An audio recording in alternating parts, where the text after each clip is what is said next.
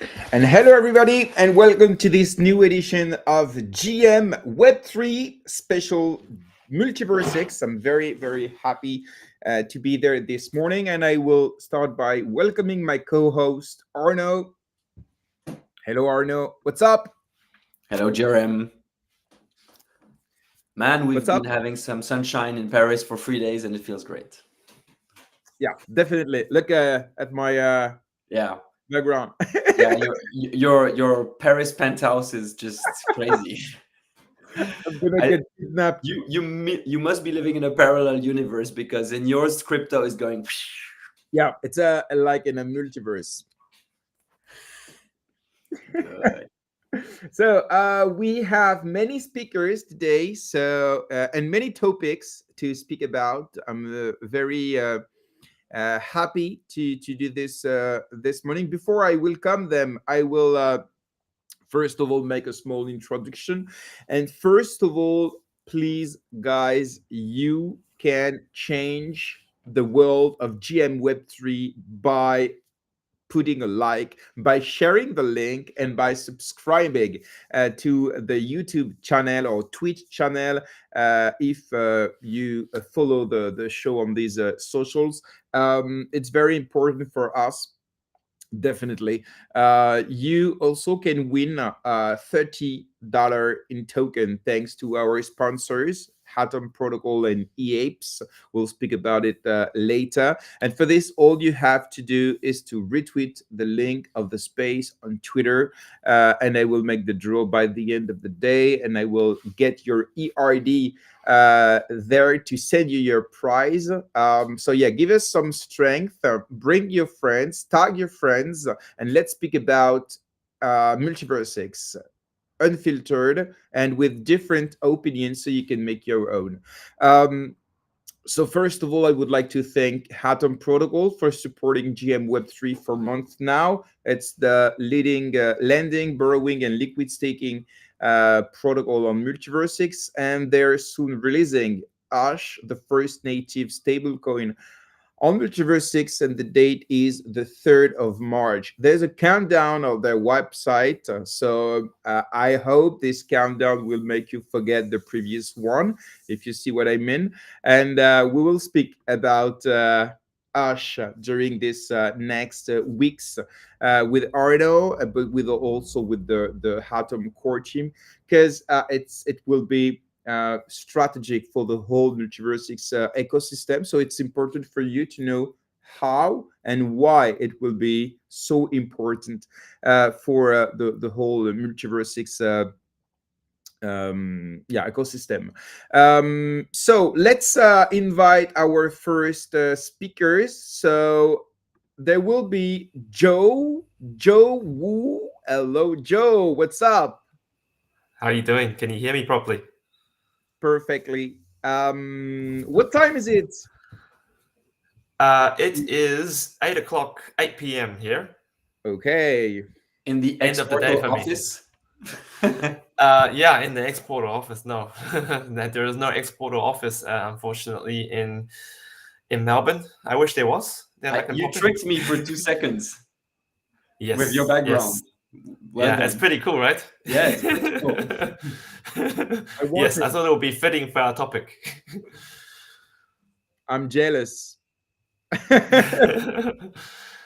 You guys are closer to me. You can pay them a visit. I probably it's not practical for me to.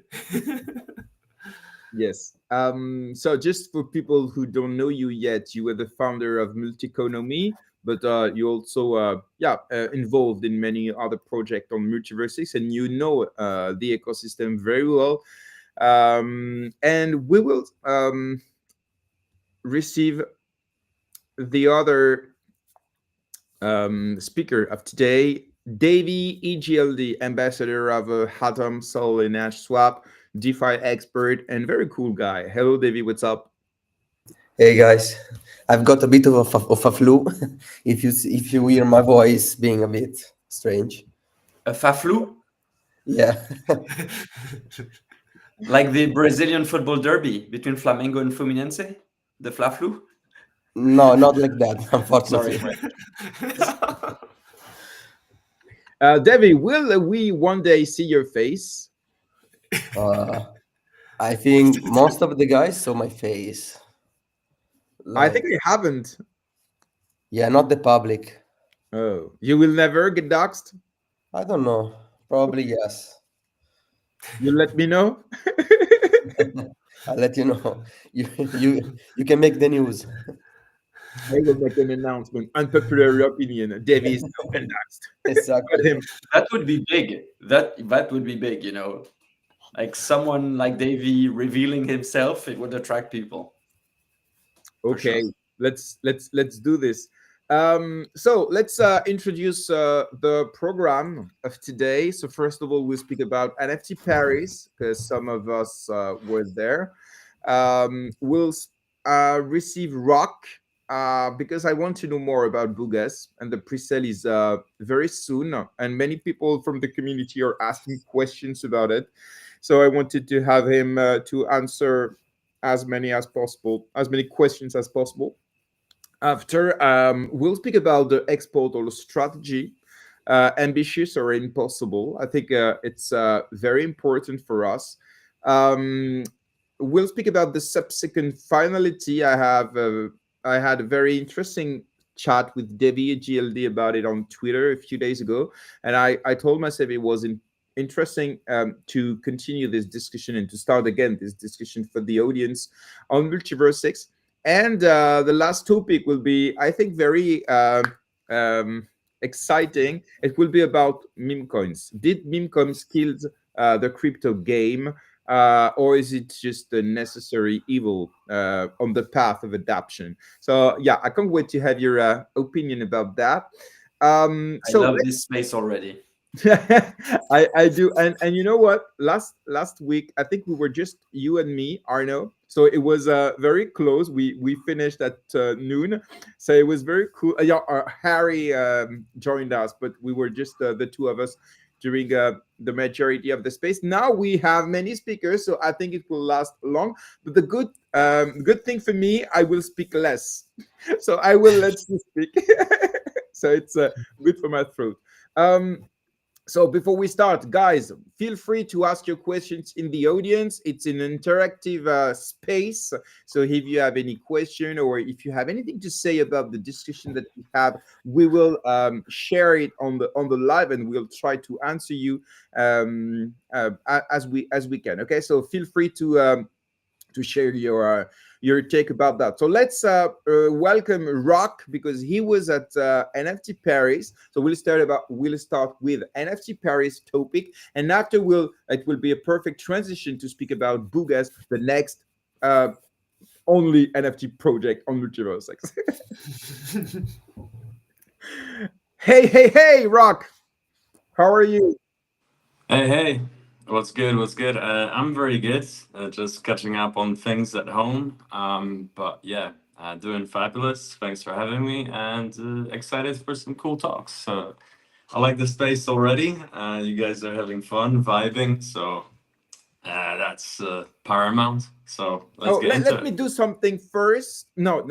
I will first let you, Arno, and Rock, if you agree, tell us about NFT Paris. You, Rock, was there for the whole event. So you made a lot of side events and so on. So you have a lot of stuff to talk about this event. I know, Arno, you were less there, but you saw some of the parts. So I will let you speak about the event, what your feedback, and I'm coming back in a minute.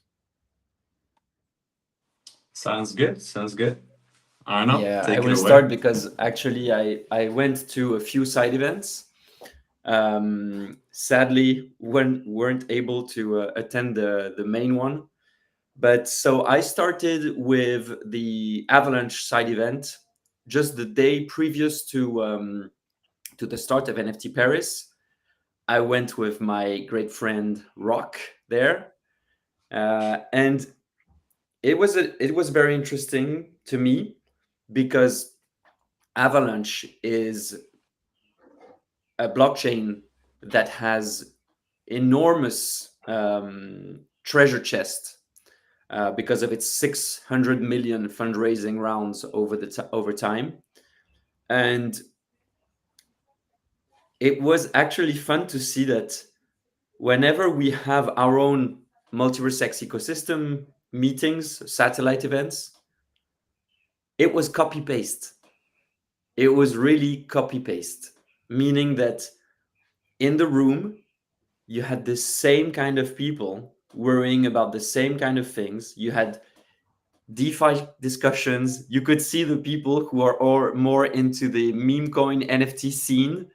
They were dressed a bit differently and they were having their own conversations. You had the foundation and ambassadors promoting their infrastructure. So talking about how Avalanche is, going hard into the subnets technology and allowing people to allowing builders to build L1s on easier, and they're integrated into the Avalanche ecosystem. So it was great because then I had the opportunity to go and chat with the Avalanche Foundation, with some builders in there. And I mean, they're exactly worrying about the same thing as we do. Their focus is exactly on the same thing as we are, meaning how do we, attract more people? How do we have more interoperability? And it really felt like on many levels, this is a unified space already. So that was a great vibe, and we had a great time there. So that was the first night, and then I mainly did Boogas. So I will let Rock transition and talk more about the main event, unless Jeremy, you have questions. No. Just we are a lot and we have many topics, so. I'll shut up. Okay. But already. I know how it starts. But one thing that is, in my opinion, very important, and I felt the same during the last French crypto event, Crypto XR, and I met Polkadot, I met Avalanche, I met a lot of other ecosystem, and you are 100% right. They are encountering the same problem as we do on MultiversX. I noted two of them: adoption and leadership. But I will not deep dive in it, but it's something that we share definitely. Rock, what's your feedback of NFT Paris? And you did a lot of things around this. So first, can you tell us what you, because we were there, but what did you organize for the event? Did you like it? And tell us. So, we had quite a few things planned out. So I was constantly busy. I didn't really have time to participate in the conference as as a, let's say, tourist. So I didn't get to hear any of the panels, or didn't really get to get the full experience there. However, like from my point of view, it was well organized. There was quite a substantial amount of people there, I would say. So combining the different topics into one conference could be a good idea, just to get more people out and more interested. We had the Boogas mascot, the Nomad, running around Paris, doing all sorts of crazy things. We had a collaboration with Immersion Paris through Arno, and that was really cool. The food was delicious, and we had quite a few activations there. Plus, we had Boogas Saturday in the park, which was pretty cool as well. Just having some croissants and nice weather, and enjoying some good conversations. So we've got the movie coming out, Boogas in Paris. That's going to be interesting to finally bring out. We've got a lot of content from NFT Paris as well that's going to be rolled out in the next 2 weeks, more or less, over time. Plus an NFT summary as well in the next 2 days. So a lot of material, a lot of content, met a lot of great individuals there, made some cool connections. I got to meet some people I met at NFT NYC as well. So very, very boogish on the event as a whole. And we got a lot of, let's say, respect from other communities just for doing the things we did without actually even doing the pre-sale yet, right? So I think like other people can appreciate that, and also gave out a lot of cool merch to the best community members so far.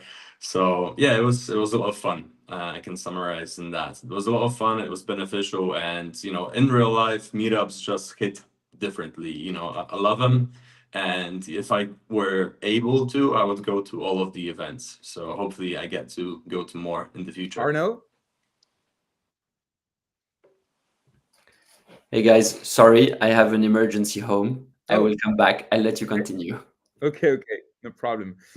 Yeah, so I was maybe Joe and Davey, you were not at NFT Paris, but maybe you followed a few things on Twitter. Do you have any, I don't know, anything to say about it, or just let me know? Yeah, some questions like, what did you find interesting at an NFT Paris? So something that made you say, wow, this is something crazy. Was there something? Well, I think there are two ways of attending NFT Paris. Rock came with the mascot, so he was working like 24 hours a day. So I was attending it, and to be honest, I haven't found like something wow. It was it was pretty cool. The organization was cool. It was better than the previous edition, in my opinion. I was a bit disappointed by the 4 event in one that was sold in the different communication, because actually it was just one event with some booth, with some stages for round tables and pitches and so on. But it was cool. But to be honest, you don't go to NFT Paris, in my opinion, to find the next revolution. You go there to meet people in real life, to meet some gamify booth. You can interact, you can play, you can earn some things. So it's cool. It's I don't know how to say in English, ludique. It's fun. It's playful, it's fun, entertaining. Yeah, entertaining, definitely. But to be honest, it was supposed to be AWA, DeFi, AI, NFT, and Bitcoin events. So I was expecting like maybe more diversity, and actually, it was not that much, but it was the first of this kind. Because previously it was just NFT. Okay, so now they decided to diversify. So it's in the good path. I think it's a very cool thing, but I haven't found like something wow, something new, something great. But yeah, Arno maybe or Rock. Yeah, I just personally wanted to make a quick shout out to Rock, because I've known him for a few years, and I've seen Boogas, come to life, even when they had the different names in the beginning. And in the X Day event in Bucharest, he was there, teasing it, revealing it a bit, starting to build his community. And fast forward 2 years after, he's in Paris, and you see people from all around the world knowing him. So, the guy has been to NFT NYC and building connections. In the Avalanche side event, he had people knowing him, from different ecosystems. And it shows the incredible work that he has been doing, building this community for real. And I think this is where Boogas is a special community. It is because it's a community before being an NFT mint or whatever. So, everybody's excited about the mint, but I think it's exciting because you will have officially your badge. But We'll super talk cool. about Boogas, but yeah, maybe let's focus on an NFT, but Boogas will have his time just after. Rock, maybe to answer Davy's question, what maybe amazed you, or what was the biggest wow of the event? If you had time to. I mean, yeah, for me, the biggest wow is Kleinozors and their booth, and just the Kleino booth really stood out for me. It was just gaining a lot of attention from all of the kids, and every kid there received a plushie from them. So like they had a clear, let's say, plan for NFT Paris, and they carried it out, which was really cool to see. And all of the team was there, very interactive. Talking with everybody there. So I was very happy to see that from their side. Also, what else? What else? What else? Something else There was was a there as well. Persona, Patchy Penguin. Oh yeah, sorry, I wanted to talk about Persona. So Persona as well, they didn't just organize one event, they organized two events, which started like at 4 and run all the way until 4 in the morning. So they really prioritized their community members as well, and they organized some cool events. Chimpers as well organized a dope event. So kind of the repeats, some communities just organize something on each event for their community, and I feel like that is just such a great added value to the digital collectible that you purchase, because they prioritize the community members, right? So Pachi Penguins organized theirs as well, so that's something that we at Boogas definitely want to do, because it's just so much fun. It's just like in real life meetups and connections, networking, it just brings everyone together, and the experience is just second to none. So definitely the connections, the parties, the side events were really cool, well organized.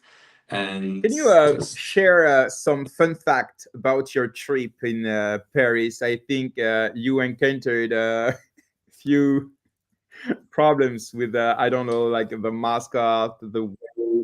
Yeah, tell us some fun yeah, fact so there, just to make people understand how colossal was your effort on NFT Paris. And yeah, so I had roughly about 100 kg of luggage. Plus, on top of that, I had the mascot coming from Manchester to Paris. So I had to organize the receipt of that. And then my Airbnb turned out to be on the 5th floor without an elevator. So I had to drag all of that upstairs by myself upon arrival.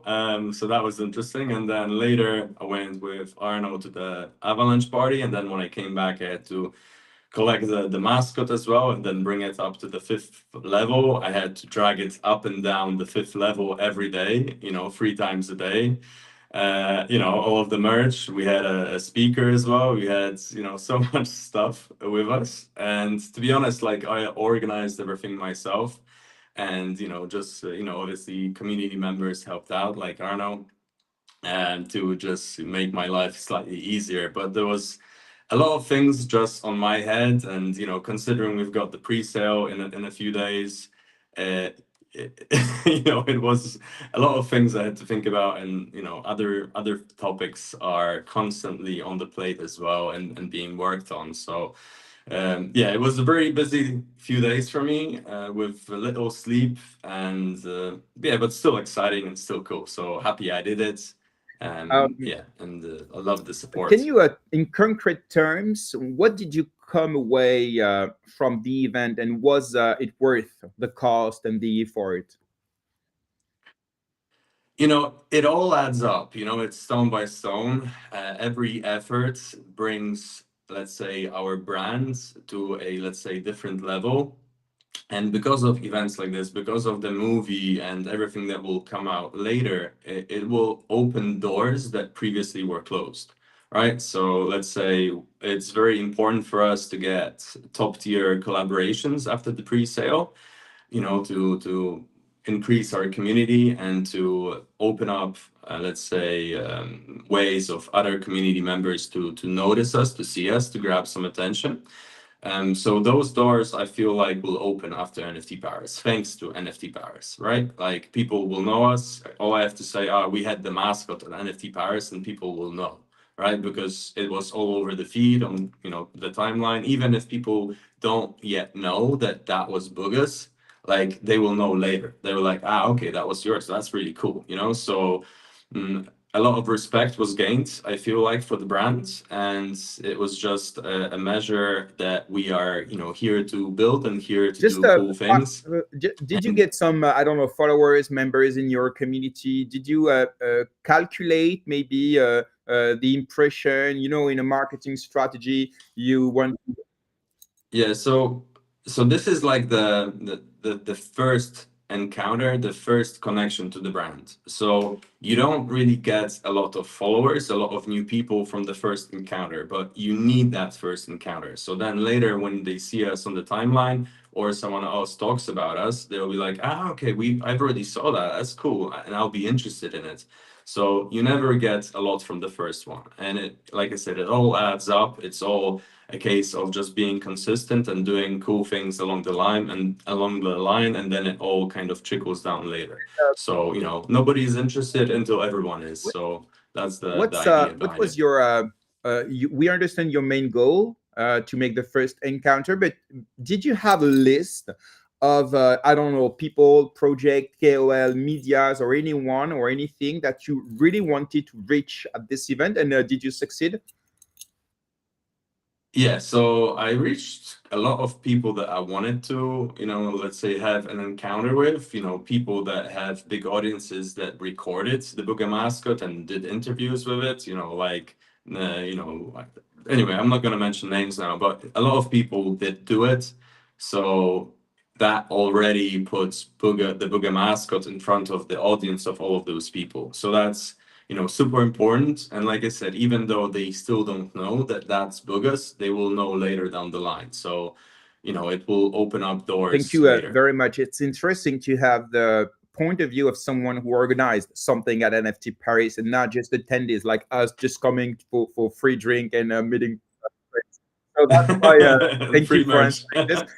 We'll finish this part by thanking you, and by this shootout very well deserved, Arno made, and I think Booga's community loved the little attention that you had prepared for them. We can mention the tote bag, the Booga's tote bag with our name on it.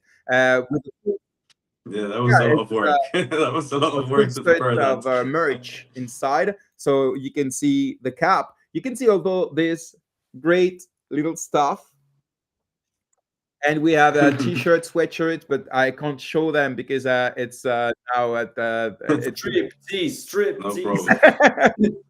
Today I'm wrong, but yeah. So it was very cool. Thank you very Have a much. cool cap This. to show.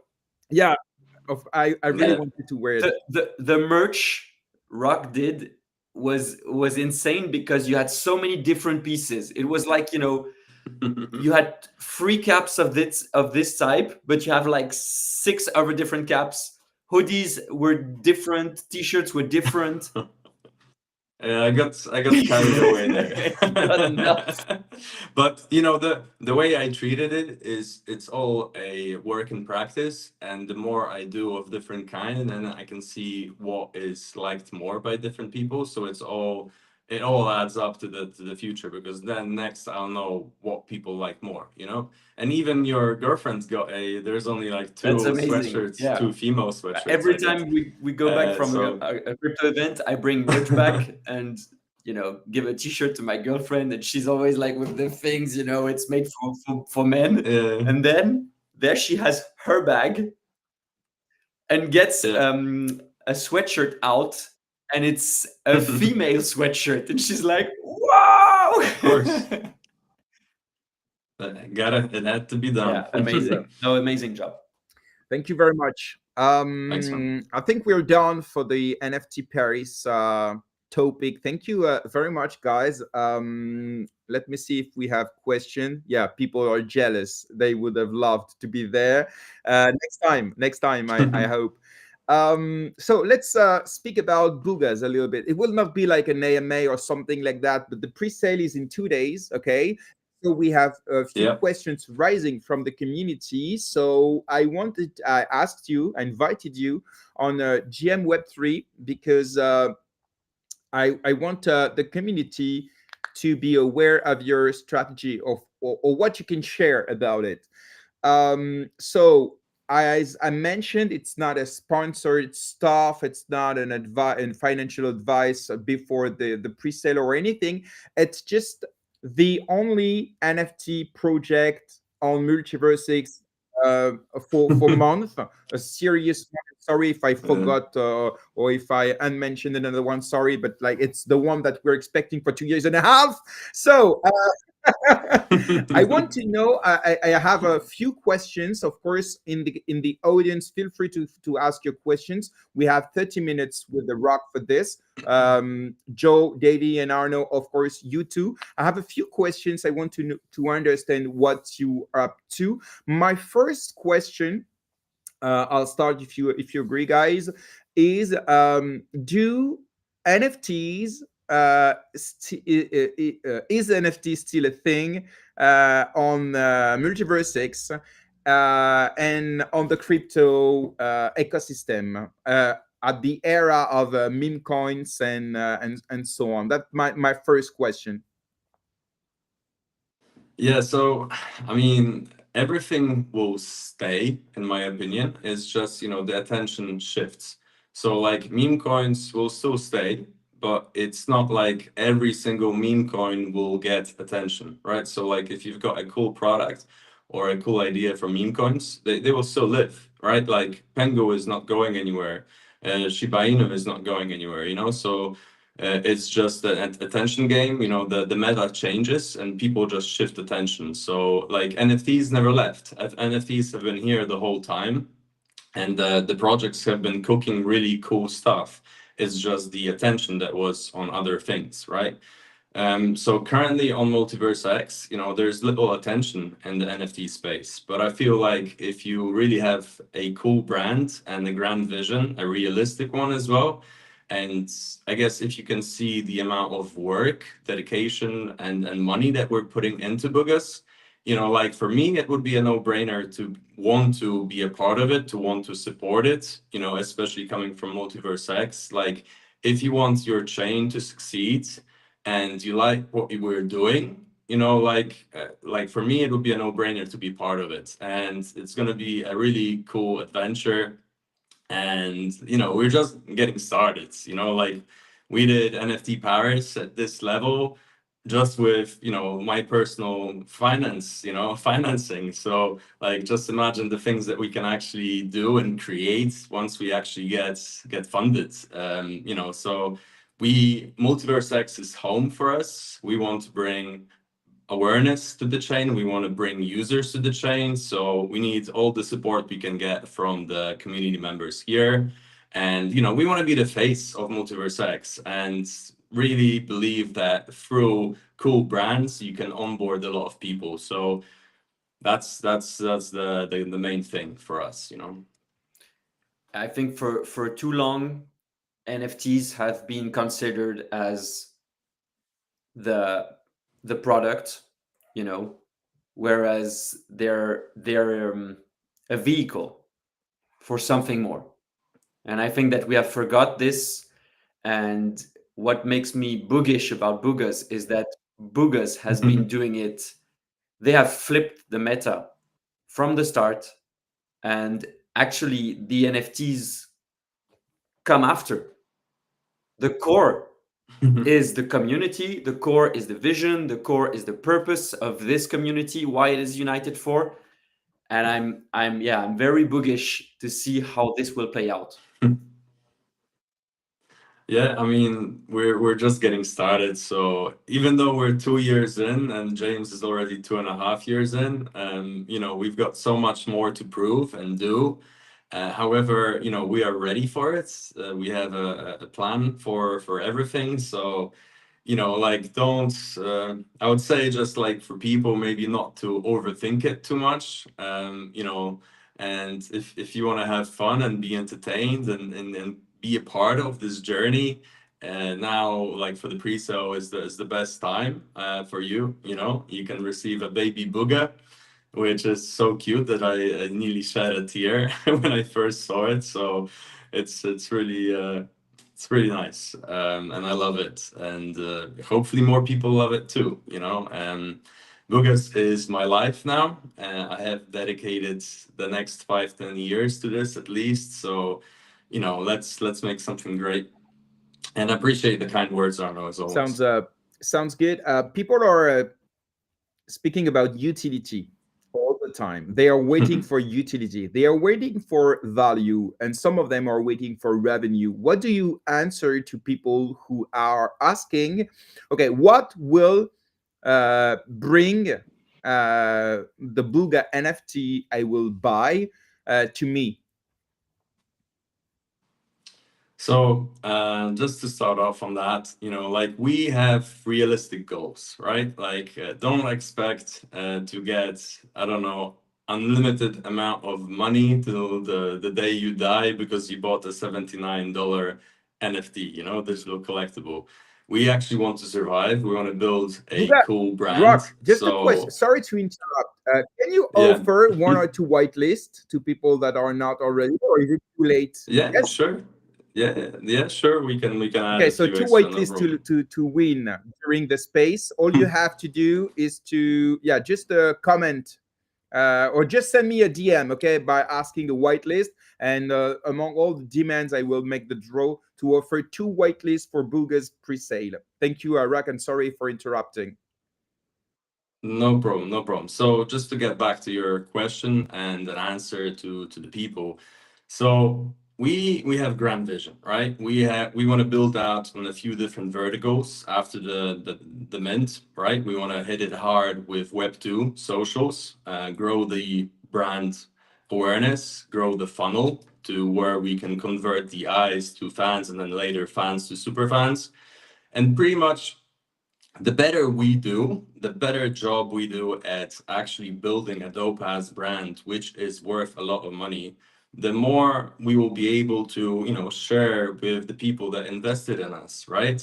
So we are very big believers of under promise and over deliver. We don't want to promise, you know, the moon and then come short, right? But know that if we succeed, if we actually manage to build out a cool brand, and if we manage to raise a lot of money, you know, the people that help us, they will get cool stuff as well. But like I said, we don't want to promise X, Y, and Z and not deliver. We actually want to be the brand that's different, right? We are all about organic hype. We're all about organic growth. And you know, there's going to be a tons of different verticals on which we're going to be building out. And you know, the coolest thing is here is like everybody loves the brand. Like I've not had one person that didn't like the story, that didn't like the IP. You know, every expert, every, let's say, person that I've talked to about marketing and stuff, from people that actually want to help us later. You know, I had a call the other day with people that helped Pudgy Penguins get into Walmart, you know, get into all sorts of cool deals. And they loved the IP, they loved the story, right? And they said like, okay, just make the mint happen and get back to us, and we can, you know, create magic. We can help you with the Web2 marketing and stuff with the content. So, you know, we've got a really good chance here at creating something magnificent. And you, as the holder of the Booga, you will be a part of this story. You will be a part of this brand. You will have, you know, you will always know that you are there, right? So like the better the brand does, the more the digital collectible is worth as well. But like, you know, just focusing on money, and that is not the way to go. Because yeah. We some NFT projects are about digital. Some other are about tech. Some other are about gaming. So they are all trying to have a UPS, you know, like a value proposition or something that they want to develop at the end or something. Do you already have your own ambition with Boogas, because being a brand is cool, but a brand of what? Mm-hmm. It will be about I don't know, like clothes. It will be about decoration. Decoration. So you know what I mean? Yeah, yeah, yeah. I mean, I guess some of you can already see one thing. Me doing so much merch. It's not a coincidence. I love clothing, so clothing is definitely happening, and not merch, but clothing. I've already got a few amazing collaborations with my friends that own big brands, big European brands, and they want to do stuff with us. At Postmint with different cool activations and stuff. So that's definitely happening. Then there's other things as well. However, I would prefer not to disclose them at this moment in time. But just know that, we've got a plan for the next 5-10 years from which we worked backwards, reversed engineered it, and said, okay, what do we need now? What do we need to focus on? How can we actually achieve those goals? So, there's a lot of cool things, but the most important thing is brand awareness and actually growing out the brand, because we don't want the holders, the community, to be the main, let's say, customer of our brand. We actually want to create stuff, create products that go outside into the Web2 sphere, and people actually genuinely love it. And like with the clothing, like my in real life friends that have no interest at all in crypto and digital collectibles, they loved the stuff I made, and they were like, oh, I want some, send me some. And I'm like, you need to be part of the community to get a Booga. I'm like, okay, look, they're more interested in the physical, right? So that just shows that the IP, the brand, and like even the logo and everything that we're doing, it works, and people like it.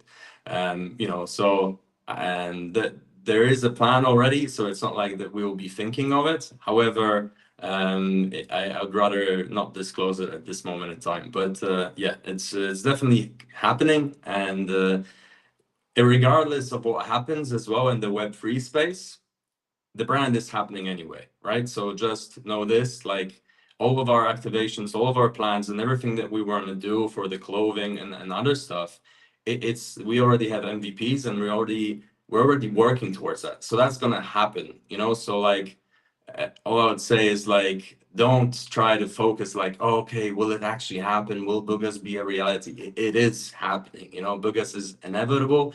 It's happening. I've already got everything arranged, and nothing is stopping this, and even the Web3 space is not going to stop it, right? MVX is not going to stop it. Nothing's going to stop it. It's happening. So believe in it. Yeah. While we were at, I think it was Avalanche, I overheard Rock, there's some person comes and asks him, okay, what is Boogas about?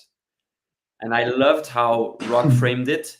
He said, so look, Boogas is about the story of prehistoric cavemen that are somewhat catapulted in modern times and have to learn to adapt to this crazy world. And the guy says, oh, okay, that's interesting. And Rock says, it's actually our story. Every one of us. We're living in this world. You have AI, you have blockchain, you have crazy technologies that everybody is trying to adapt. And when he said this, this story, it just hit me. Like, this positioning is the way you actually bring everybody in this, because we're all struggling. We're all struggling to know if we're going to keep our jobs in a few years, how is going to be the world in a few years because of all those technologies. So it's just brilliant to frame it in this elegant way, because it's super inclusive. You can bring it to kids, you can bring it to adults, you can bring it to elderly people. We're all trying to adapt in this crazy world. It's basically the story of humanity. So it's really cool. So I believe that when Rock says Boogas can be the face of MultiversX, but I believe Boogas can be the face of how human adapt through education, and that's a super cool vertical to own. on top of the IP, on top Definitely. of the clothing, etc., etc. Yeah, 100%. I mean, that was the main thing we wanted when we started with the brand and the IP, the story is like, okay, how do we position ourselves to be in the perfect place, perfect time in 1-2 years when we actually manage to grow some, brand awareness and attention, right? So in 2 years' time, when the whole world changes, and it will change, it's not a matter of if, but when, like people will be looking for ways to understand the new world, and with Boogas being the brand which will be relatable and will be will speak to the people, like I feel like we'll be very well positioned to be able to attract people and make them feel a part of the brand, right? Like make them feel like, okay, I'm a Booga, like that was the main thing as well. We wanted people to be able to call themselves a Booga, so yeah, I think we're on the right track here. Davey, Joe, feel free, of course, if you have any questions about Boogas. And so, Rock, you're going to need speculation, a secondary market. High.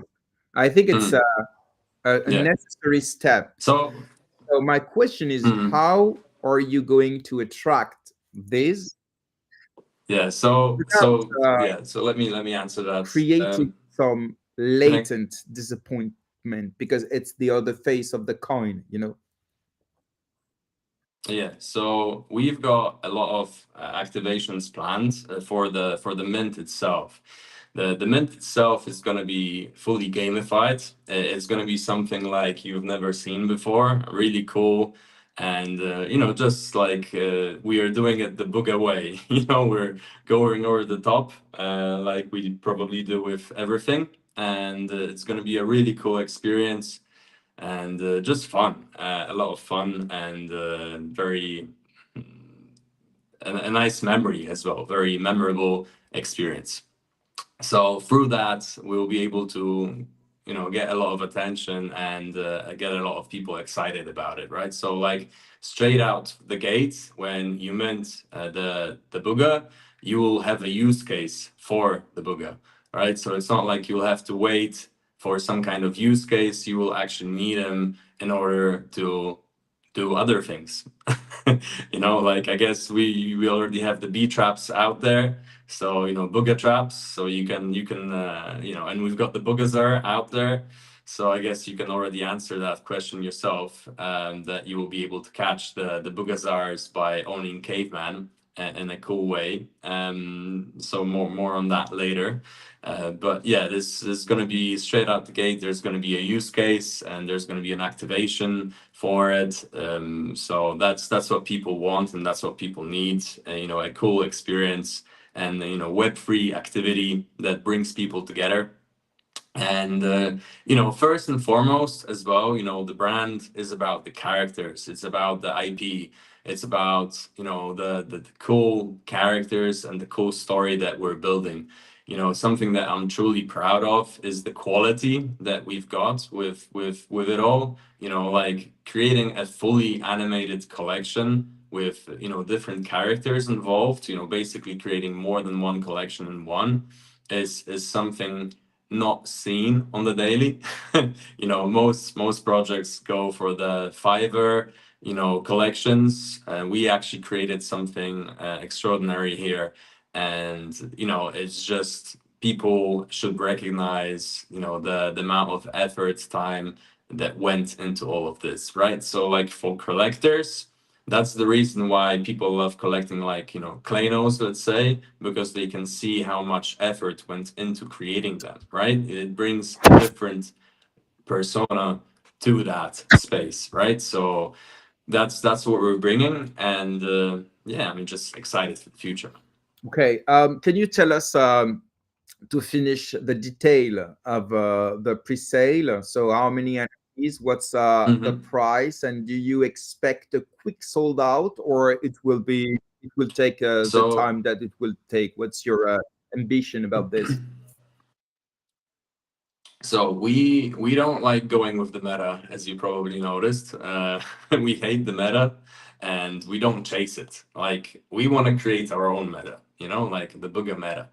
So everything we do is not geared towards the hype and stuff like that. So we're doing it in the best way we seemed fit for the people that believe in us. So basically, everybody that believes in us, everybody that is part of the community, will be able to mint. We didn't want to cap the mint at 200 and make our community members fight over the baby Boogas, you know, because I feel like that would create a lot of tension, a lot of speculation, a lot of, let's say big volumes maybe after the pre-sale, let's say, but we would be left with a community that has been, let's say, not treated the way that I would like to be treated. So, you know, it's not a case of sold out, because we have, let's say, we're creating enough baby Boogas so that everybody that is whitelisted can mint 2 baby Boogas within the first 24 hours for $79 each, or 1 baby Booga after the first 24 hours, right? And by doing so, we are, you know, onboarding all of the people that believe in us, all of the people that pass the Booga trials that are here with us. So not, you know, like making the community members fight between themselves and stuff, you know, creating bad vibes and whatever. You know, we're all about growth. We've got cool activations coming with different projects. So we want to then pass on that good vibes, the Booga vibes, to other people that join to onboard, and, you know, we'll create referral programs as well, for where the community members will be able to onboard more people. And then, you know, I've seen it before with other brands, how they grow, you know, overnight. You know, like, I wouldn't like focus too much on the quantity, but like on the quality of the community members. We've got so many dope, you know, builders in our community, people that want to see us succeed, people that can really make a difference. And if all of them are united and, you know, actually want to see us grow and see us prosper, you know, the sky is the limit. You know, like the community is key, and it's obviously overlooked by a lot of brands. You know, when you look at Pudgy Penguins, you know, like the reason why they got so big in the first place was because of the dope community members. It wasn't just Luca. It was Luca that was able to foster a space where the community members could bring, you know, all of this attention and all of this, let's say, cool vibes to the brand, right? So that is what then pushed everything forward, because everybody wanted to be a part of Pudgies, you know, because Pudgies are cool. Pudgies are, you know, doing things, you know, they're within the 10 most 10 IP brands that are growing the fastest in the world now. They're actually doing better in Web 2 than they are in Web 3. You know, like, they're gonna flood the whole earth with Pudgies very soon. You know, the activations they've got, you know, like McDonald's, they're gonna be in, you know, and stuff like that. They've got so many dope things coming. It's crazy. So, Thank you. we want to be the Pudgy Penguins of MultiversX, you know, and that is just it's an ambitious goal, but I feel like we're on the right track to be able to carry it out. You Okay. know? So, Is a MultiversX big enough for Booga's ambition? you know, like, we want to onboard people as well. So we're not going to rely on MultiversX to bring people to us. I feel like that is one of the biggest mistakes, you know, people make and brands make, is like, you need to bring the users. You can't focus on MultiversX or the foundation bringing people to you on a platter and say, oh, here's the people, you know, do with them as you please. We need to be the driver for adoption. We need to create cool collaborations, cool activations that merge communities. You know, I feel like there's been enough bickering, enough fighting between different Really? projects, you know, between, yes, I truly do. And there's been enough, let's say, rivalry between different chains. So creating synergies with different chains, between different brands and different chains, that bring those chains closer together. And, you know, at the end of the day, you know, let's all have a smaller piece of a bigger pie, you know, and let's grow the space. You know, there's not enough people in the Web3 space, so let's, you know, create collaborations with other brands to bring more people, to create cool activations, to create cool, you know, memorable experiences for people to actually want to be a part of Web3, not only a gambling casino, but a place where you can grow as an individual and, you know, just have cool experiences. Thank you very much, Rock. Guys, we have 1 or 2 minutes left if you have anything to ask or to say to Rock. And if not, we can move to the next topic. Up to you. Okay, Rock, thank you very much. I hope people understand better what you want to do with the Boogas now. Good luck for the next steps. Of course, you know you are always welcome on GM Web3, not only for Boogas but for the NFT part, because this is something that now you're an expert on. Of course, feel free to stay with us for the next topic. But before, I would like to thank the second sponsor of GM Web3 MultiversX. It's EAPS. Let's speak about NFT. EAPS is one of the first alive NFT project on MultiversX. They've been working, and they've been very resilient these last 2 or 3 years. And yeah, they are about to launch a new collection on Solana. So I can't wait to see what it will be about. And Arno, just speaking about NFTs, you saw that Drifters is on top of the Solana volume and increase of value on Solana. Have you seen the post of Henry? No, I haven't.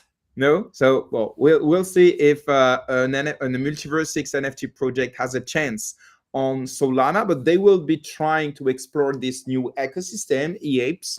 So yeah, thank you very much, EAPS and Mercy and the whole community for your support on GM Web3, and of course, feel free to go and explore their collection and what they're trying to build on their Discord. And they're offering with Atom $30 in token, and all you have to do is to retweet the link of the space. So let's move to the next topic. Maybe Joe and Davey will be more inspired by this one. It will be about xPortal.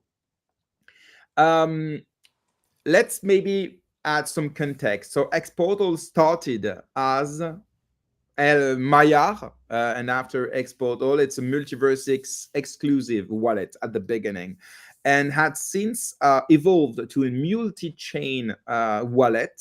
So the strategy of xPortal is to attract users from other blockchain ecosystems, hoping that they will discover and adopt EGLD and MultiversX other applications and project and NFT and so on, while using xPortal.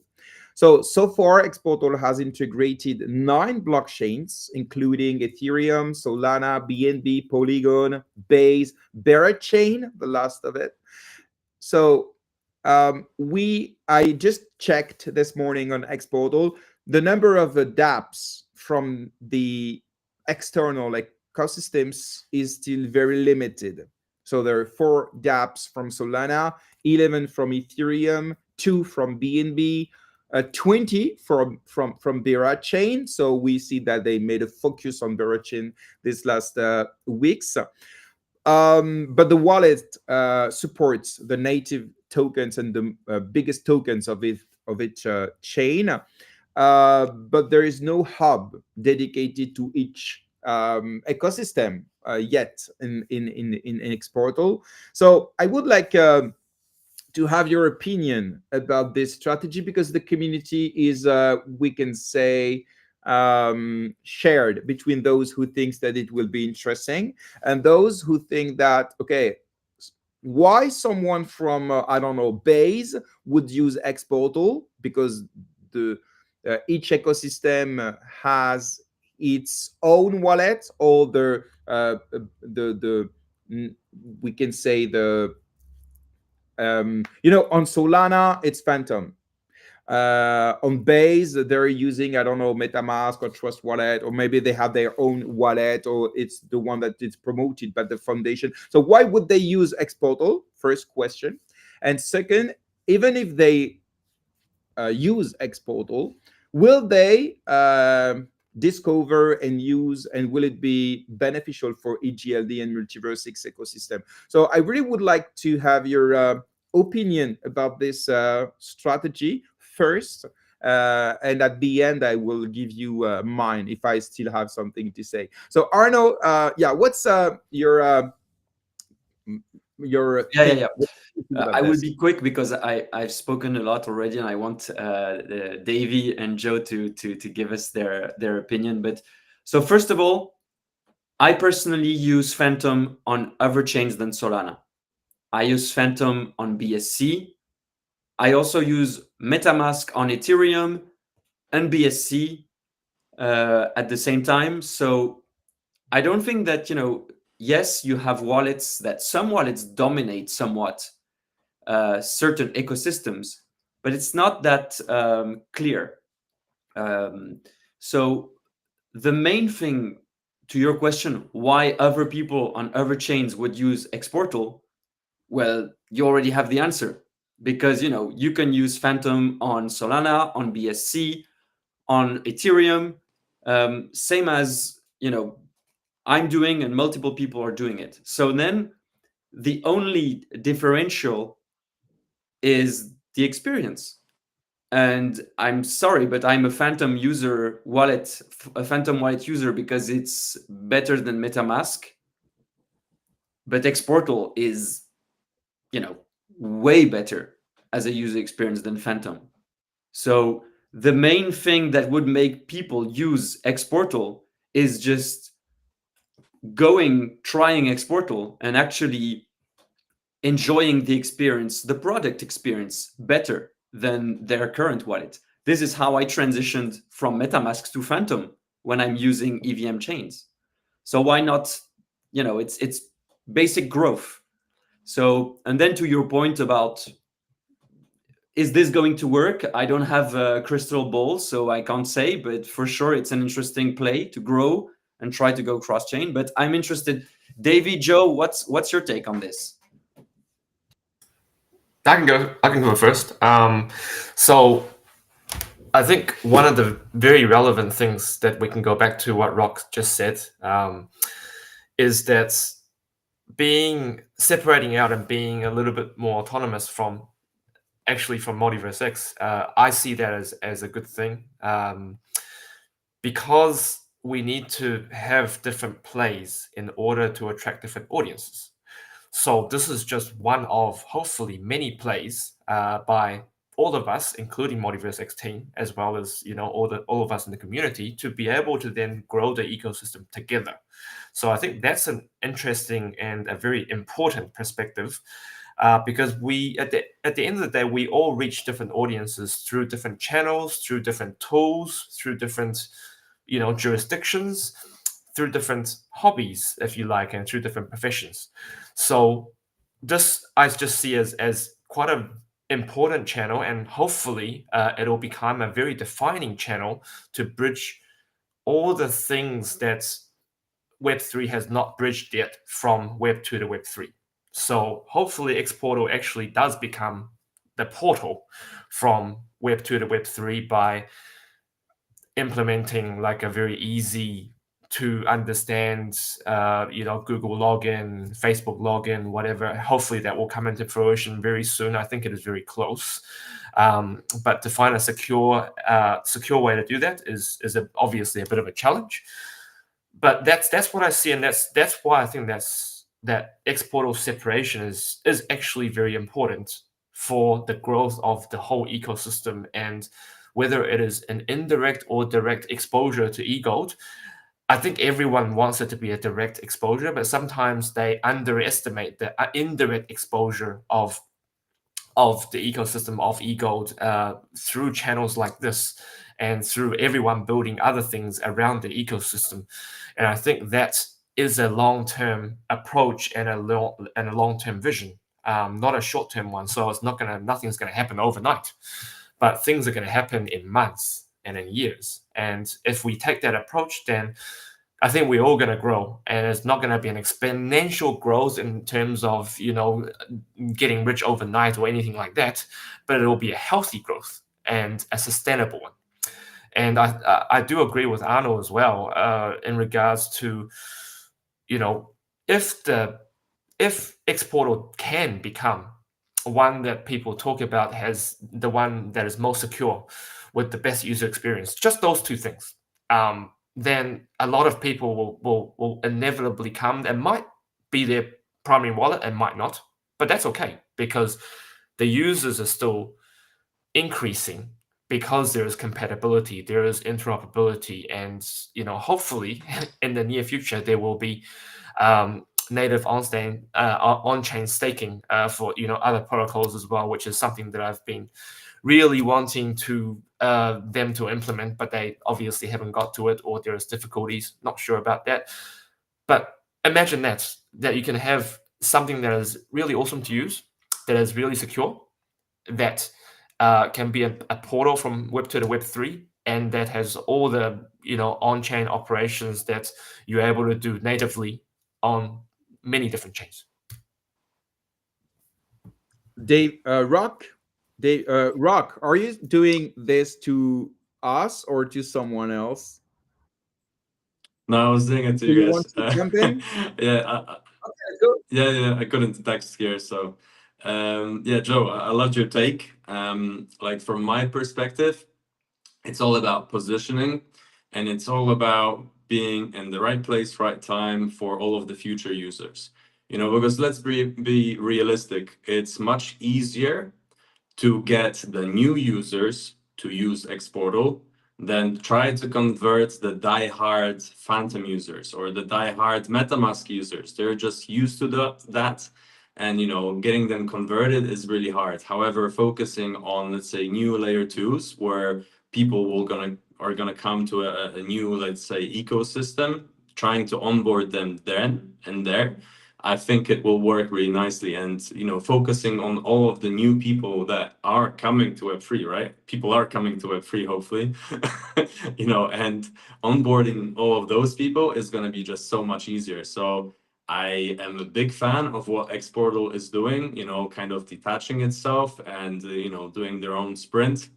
I know that there's super talented people behind the marketing now for for xPortal.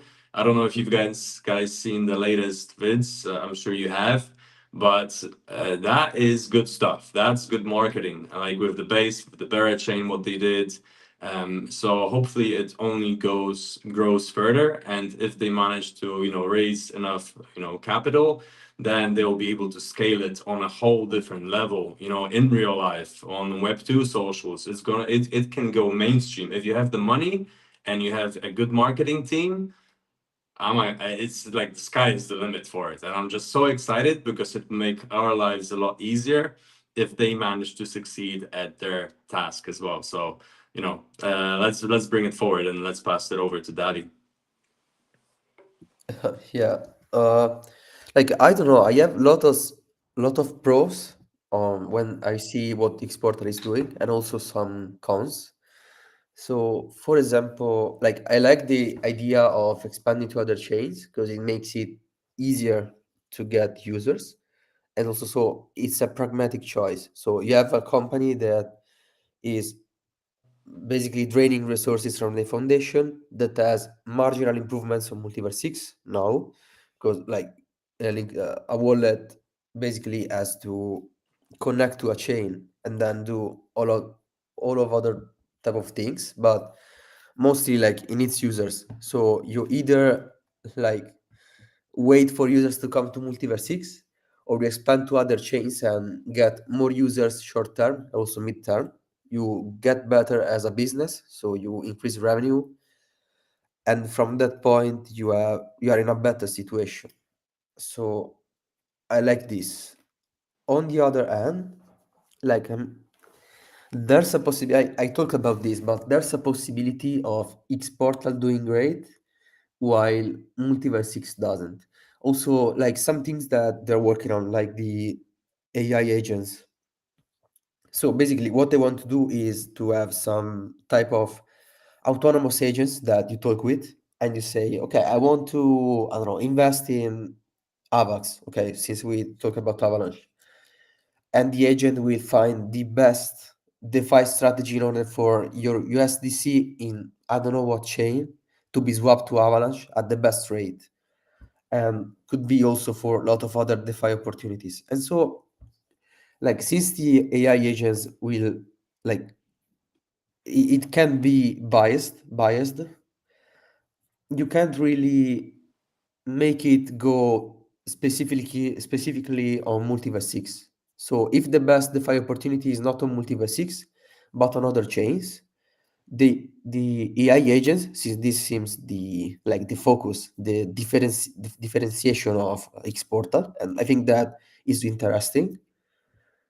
Like, we are kind of forced to continue innovating on MultiverSX and giving the best opportunities. Otherwise, like, they are going to focus on these AI agents, and it's not gonna like bring activity in MultiverSX. Like, maybe it's going on, I don't know, Solana, where there's a better DeFi opportunity, or on Sui or Avalanche, or I don't know. So, like, on some, like, I like the fact that xPortal is taking this decision because it's great for xPortal. But what if MultiverSX doesn't create enough opportunities so that activity, like, so that users of the new users of xPortal goes to MultiverSX and not on other chains? So I don't know. Okay. Thank you, guys. I have a few take on this, and I would be happy to have your opinion about this. First of all, don't you think that xPortal is too closely related to MultiversX still, in terms of the name, the brand, with the X, with the visual identity, which is close to MultiversX, and maybe it can create some reluctant behavior from the other ecosystem that don't want to be related to another blockchain. So should xPortal rebrand with a very new name, very new identity, so they are really independent, so that, for example, let's speak about Solana community will use xPortal with their new name, without being like, okay, we are using a MultiversX tool. What do you think about this? Yeah, Arno? Yeah. When you think about an iPad, an iPod, an iPhone, an iMac, you don't see this as a problem, because the common brand here makes you know that this is an exceptional product, because you know the common denominator is Apple. Now, if you go in 1993, where Apple stock was down in the sewers and Apple was in a tough period of time, it was early days, nobody could have foreseen this. So MultiversX has been going down that route of, uniting its different products through a similar ticker, if I could say this. It has good and challengeable, parts of it, but obviously it's hard to say if it's good or bad for expansion. What I see is that on public blockchains, if we consider the network is completely agnostic. If users on this using this network have a better experience using xPortal than another wallet, then it's good for the network.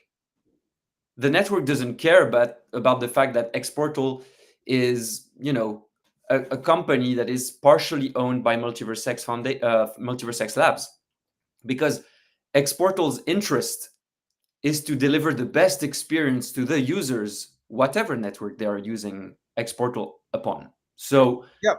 they're not, they're not sabotaging the experience of users on Avalanche so that those users come on MultiversX. Maybe those users don't even know MultiversX. You can't deny the clannish tribal side of blockchain communities, because the wallet that you're talking about, Rabi, Phantom, MetaMask, they're agnostic. They're not related officially and not in terms of identity to another blockchain. So of course we know that Phantom has been built with Solana Foundation grant in some way, but it's not official. And when you download Phantom, there is like not the color of Solana and so on. So that's why maybe you use or maybe base user are using it, or maybe Ethereum are using it, because it's not directly, officially, and visually related to this. So that's why I'm speaking about this tribal thing on the blockchain ecosystems. And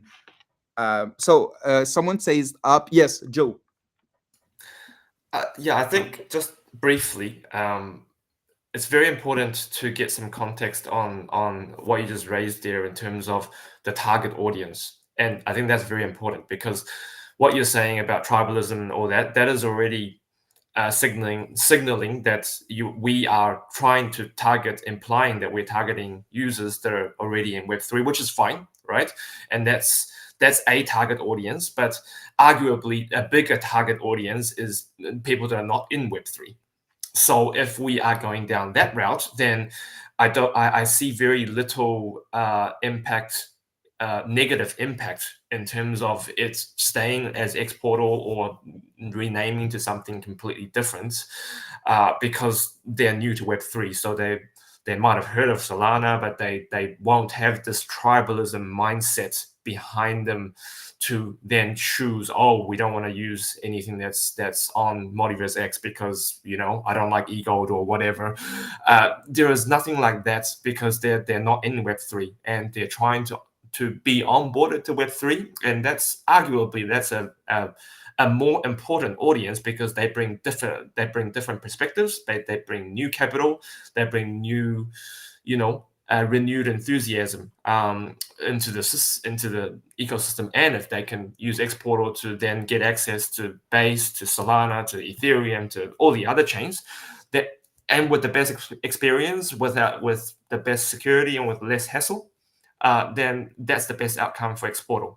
So I think the context there is, whether we are heavy on bringing the other Web3 users, or we actually want to heavily target the ones that are not in Web3 yet. Yeah, I will let David jump. Yeah, like I agree with this take. Like we too many times we stress ourselves too much on the current let's say crypto demographics. So we have how much 10 million users active on crypto, and we always try to think in this closed bubble with a few people playing. So if they're really going to create some mature DeFi agents, and also like agents doing whatever, like I like this because users only want products, so they want an outcome. Like they don't care about the chain, they don't care about, I don't know, tree balance and all of this shit. Like if my dad had to use a chain, like he wouldn't care about MultiverSX, about Avalanche, Solana, Sui. He wouldn't care. He would care about, I don't know, having something on chain that is interesting, and like potentially having a wallet that doesn't give him the stress of choosing the chain, looking the best rates, looking for the best opportunity. Like you simply ask the DeFi agent, I want this, like I want to invest 1000 USDC and I don't know, or take a loan in DeFi, and it does this stuff for you. Like it removes friction, it removes this like forced tribalism, so you don't have to choose the chain, bridge funds, do all this type of stuff. And like if you remove friction and you only give users products, like you're winning. But we need to see how mature those DeFi agents will be. Like I hope there will be like something as easy as I want to invest 1000 STC with low risk. Give me the best opportunity, and it does it on its own, like automatically. Like that's uh, ideal. Like that would be amazing. Yeah, so you to rephrase and to try to understand what you're saying, guys, is so we need to acquire Web2 users, so no coiners, when people that are not in the ecosystem yet, through xPortal. Interesting. So you're speaking about DeFi, Davey. We can mention also the banking services that can attract Web2 users. So xPortal must become like a bank, but also a portal to DeFi opportunities. But Web2 users are very costly. They are the most expensive to attract because Web3 users already understand the mechanisms. So it's easier. So yeah, it would be tough and would be very costly to for xPortal.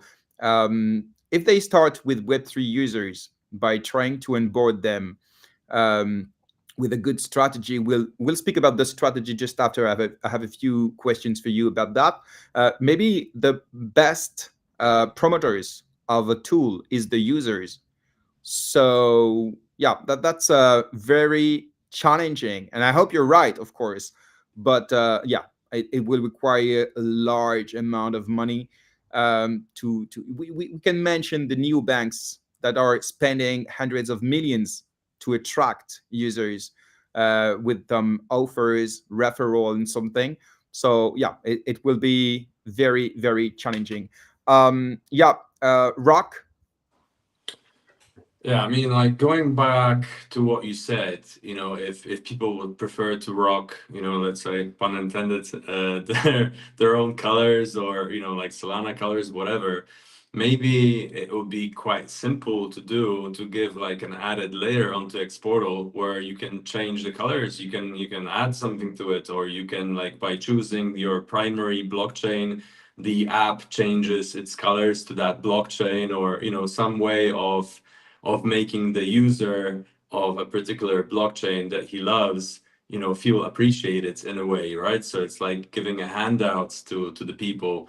I'm sure it will be fairly easy to do. I don't know, just an idea.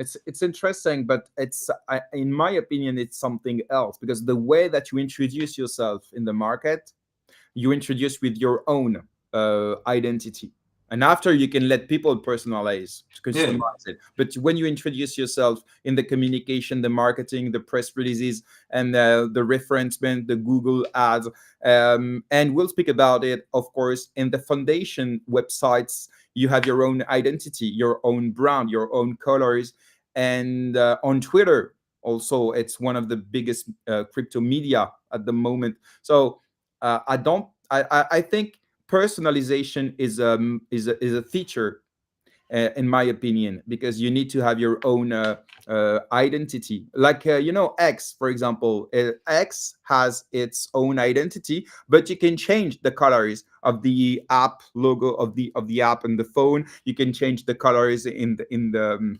website.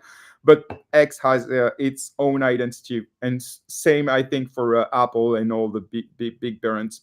But let's speak about the strategy. I went to just for the example. Let's speak about what they did with Berachain, and I went to Base website, for example, and on Berachain website, for example. So they are trying to onboard people from Berachain, from Base, and I could have gone to the other ecosystem that they are targeting.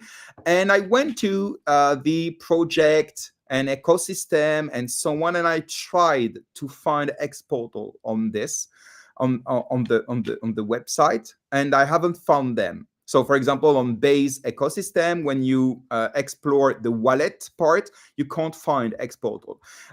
With the Bearer chain strategy, they made tweets. They tagged people from the foundation. They tagged KOL and projects on Bearer chain, trying to attract their attention. Like, hey, we're here.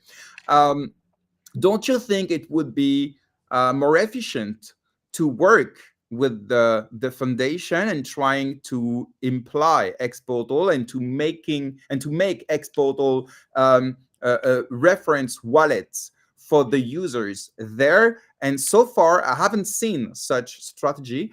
I made a post. I tagged it's Marco from Alpha Link, the new member of xPortal. I tagged him. I asked him questions. Instead of just tagging people and made some tweet to try to attract attention from Bearer chain community, wouldn't be more efficient to work with the Bearer chain foundation and to make xPortal one? It will not be the only one, but one of the wallets that users can use to explore Bearer chain ecosystem. And he replied with a meme like, maybe, or something like, it will happen. So it was pretty vague. But yeah, I think it would be so much efficient than just adding blockchain in a very unilateral strategy without the support or the communication or anything from the foundation, from the ecosystem that they are trying to target. So what do you think about that?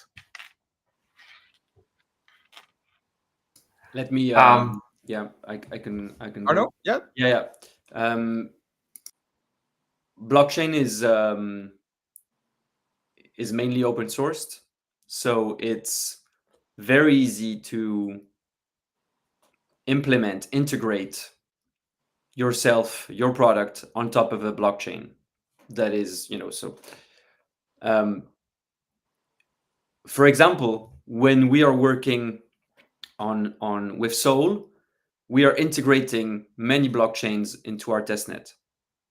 Some blockchains that, some foundations we are in touch with because we've been in touch, we've met them at events, but some of them we weren't. For example, Avalanche. And so in Paris, I went there, and so we could get a contact over there. But it shows great, when you come to a foundation, the foundations are used to have builders come and say, hey, help us and we'll build. When you come to a foundation and you say, hey, we have built already, it's ready, it's there, you can try it. Can we start working to be integrated officially in your through your web pages, your dApps, etc., so that our solution is known to the community?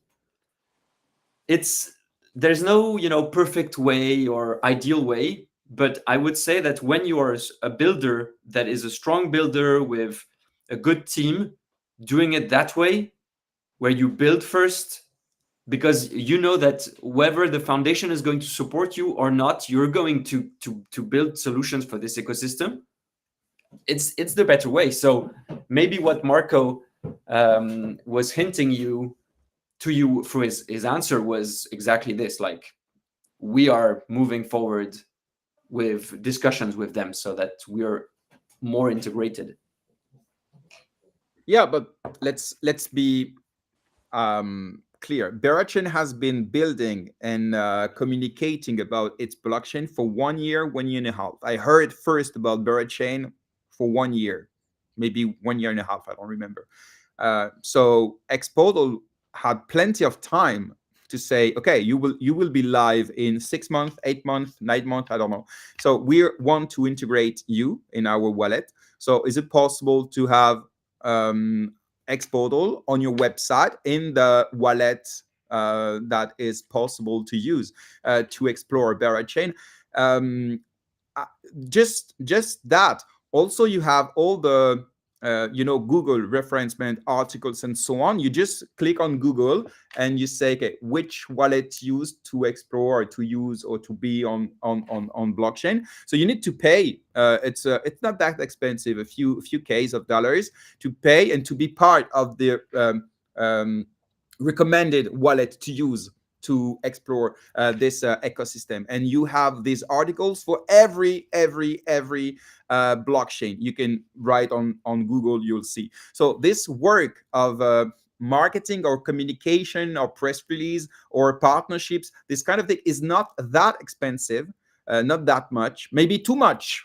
I don't know, because they haven't raised fund yet, so maybe they will work on this. But the multi-chain strategy has started on xPortal for a month now, maybe 1 year. I don't know when was the first time that they announced the integration of a new blockchain. I think it was a Polygon, or I don't know, I don't remember. Anyway, so this work has not been done yet. So we are that's my point, and I am disappointed, to be honest, about that.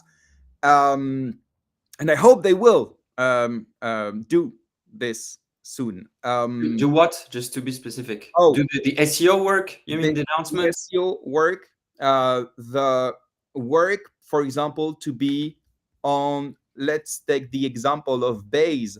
You have the explore part on which you can find the wallet.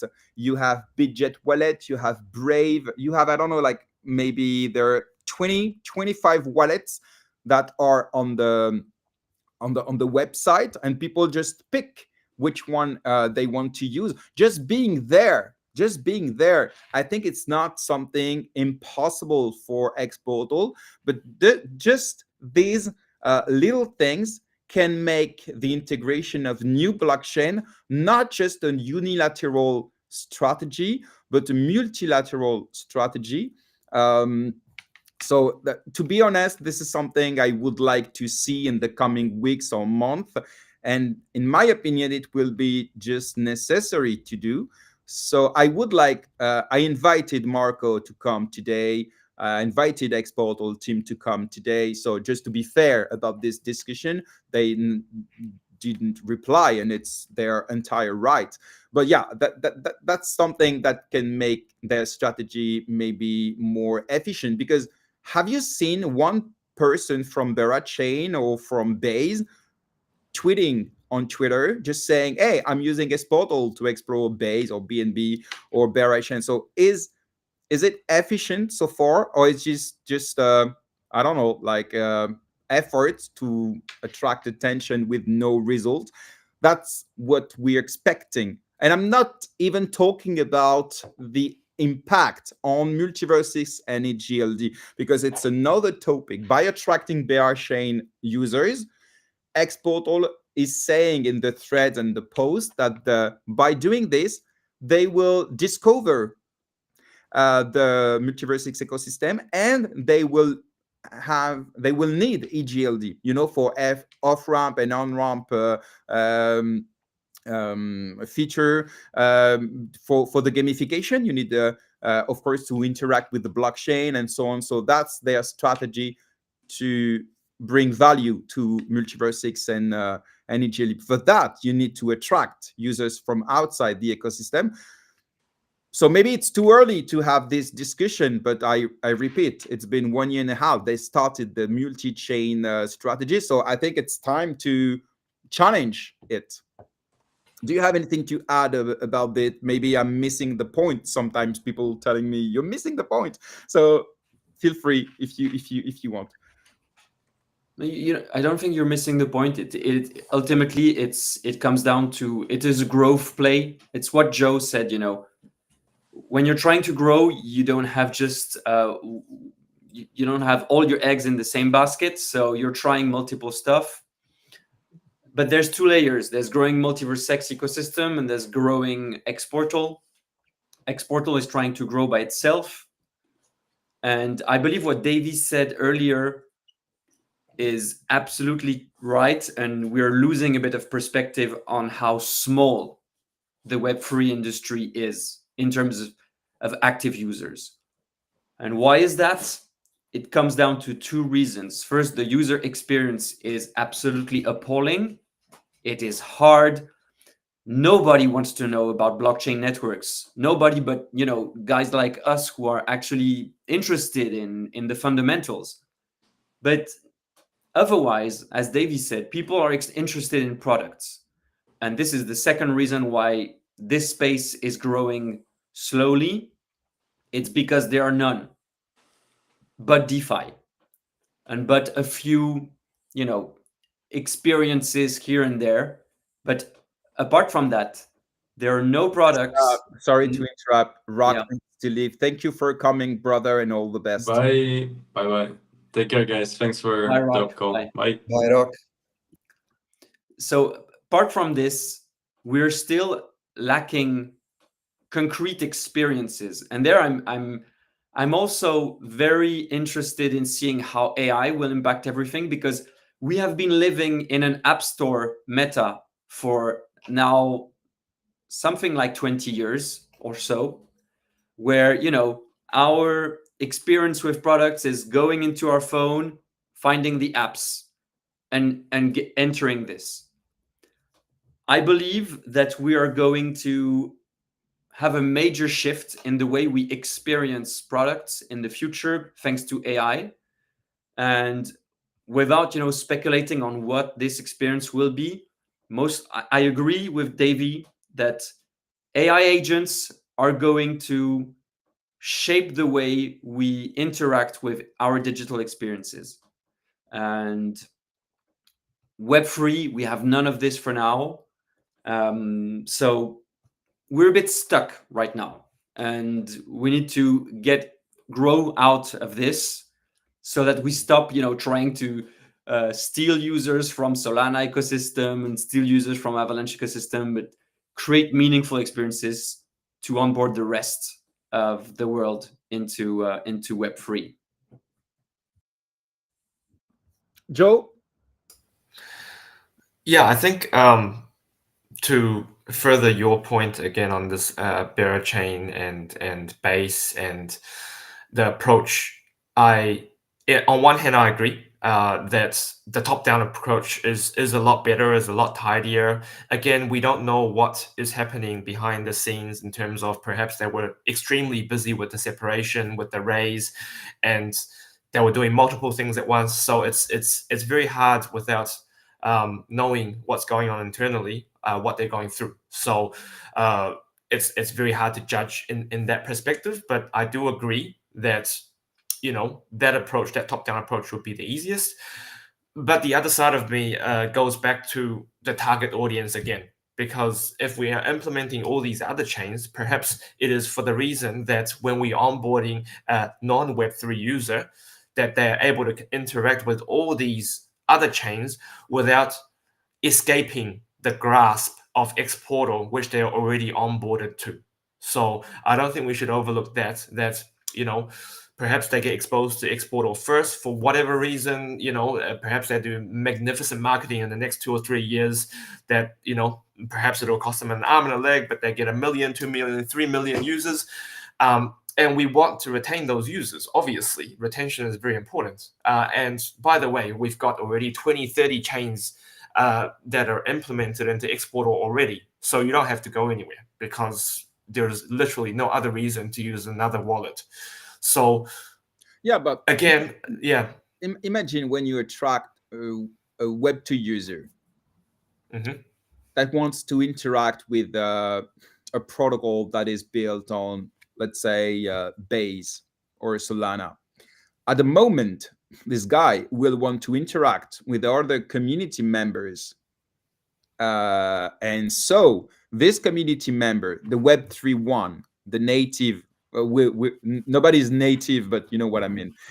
And they will, okay, which wallet are you using?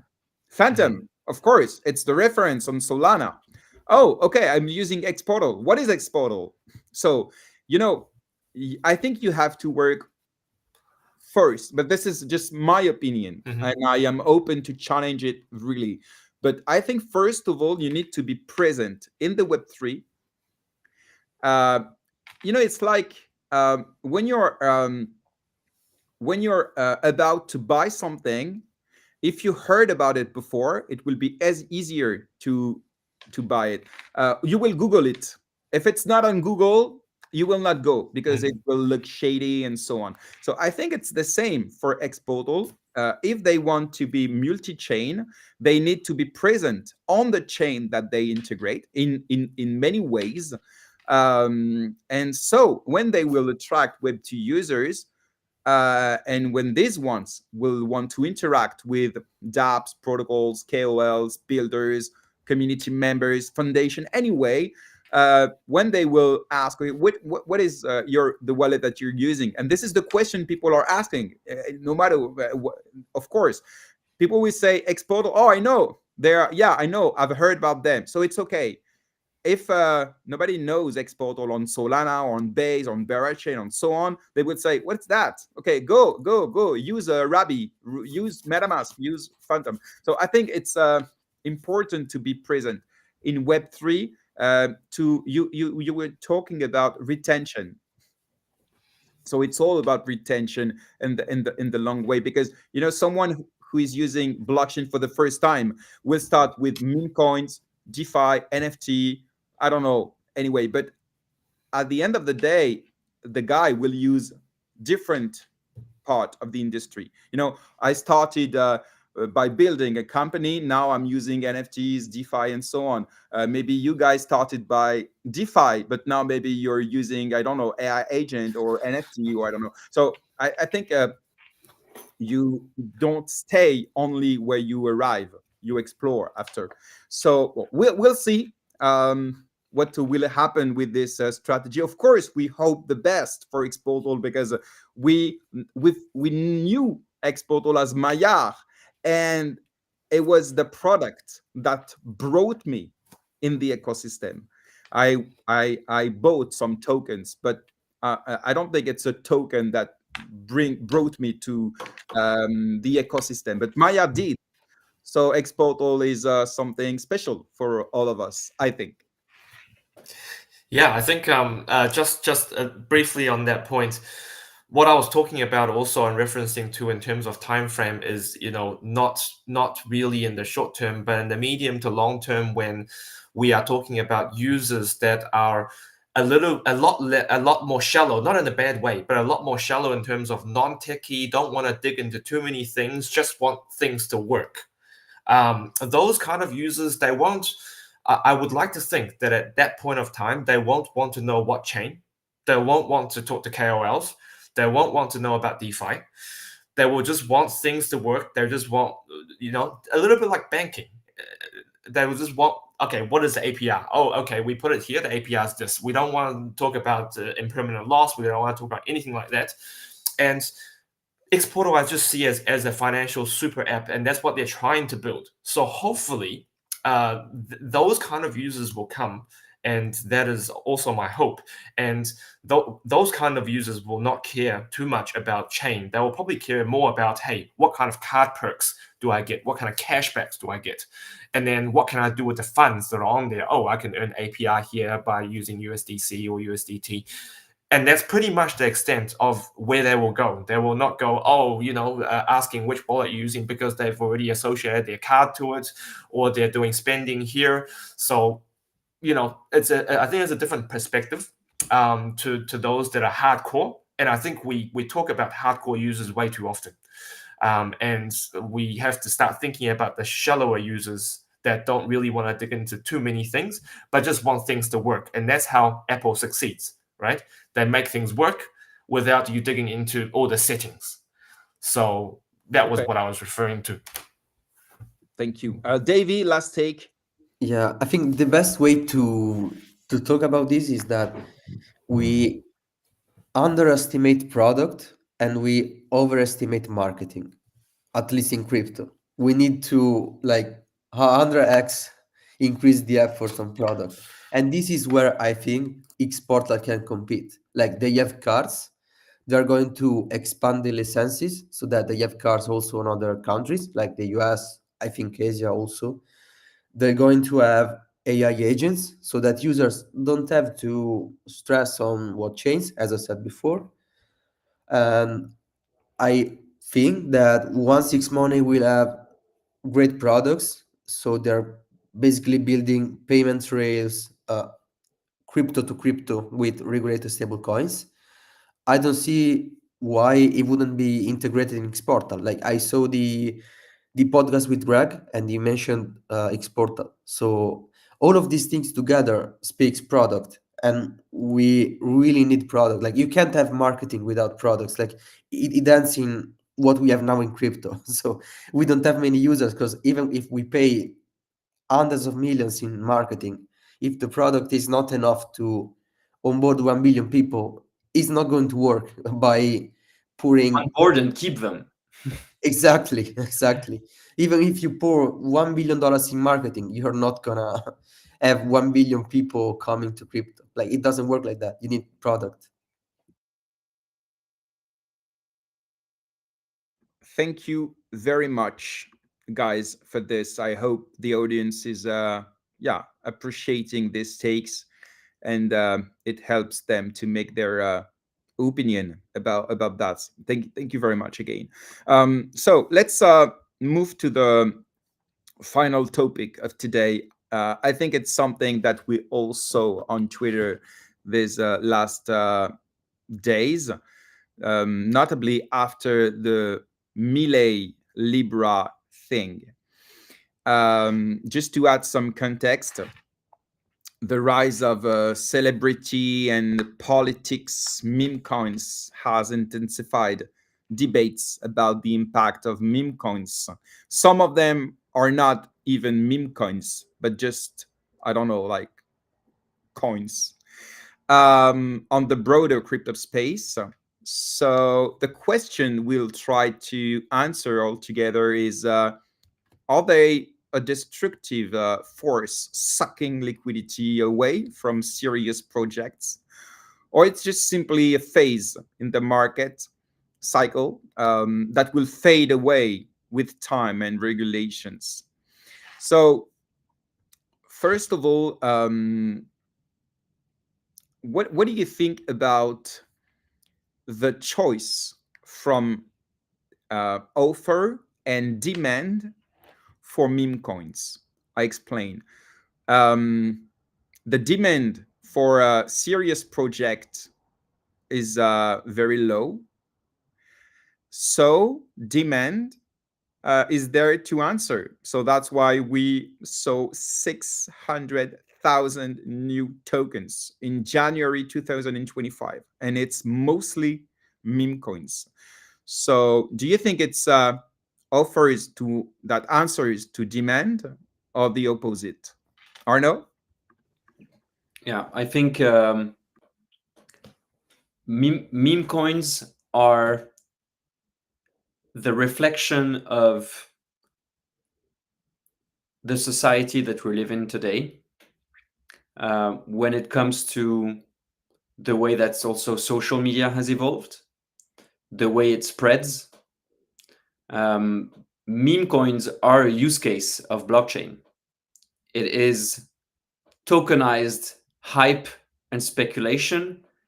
It is an investment vehicle that merges perfectly with the TikTok era, where everything is instantaneous, and we're talking about hype. And this is not just in our industry.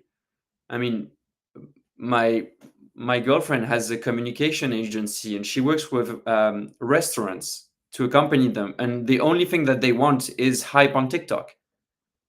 And however they get it, this is the way they want it, to have big views, to have.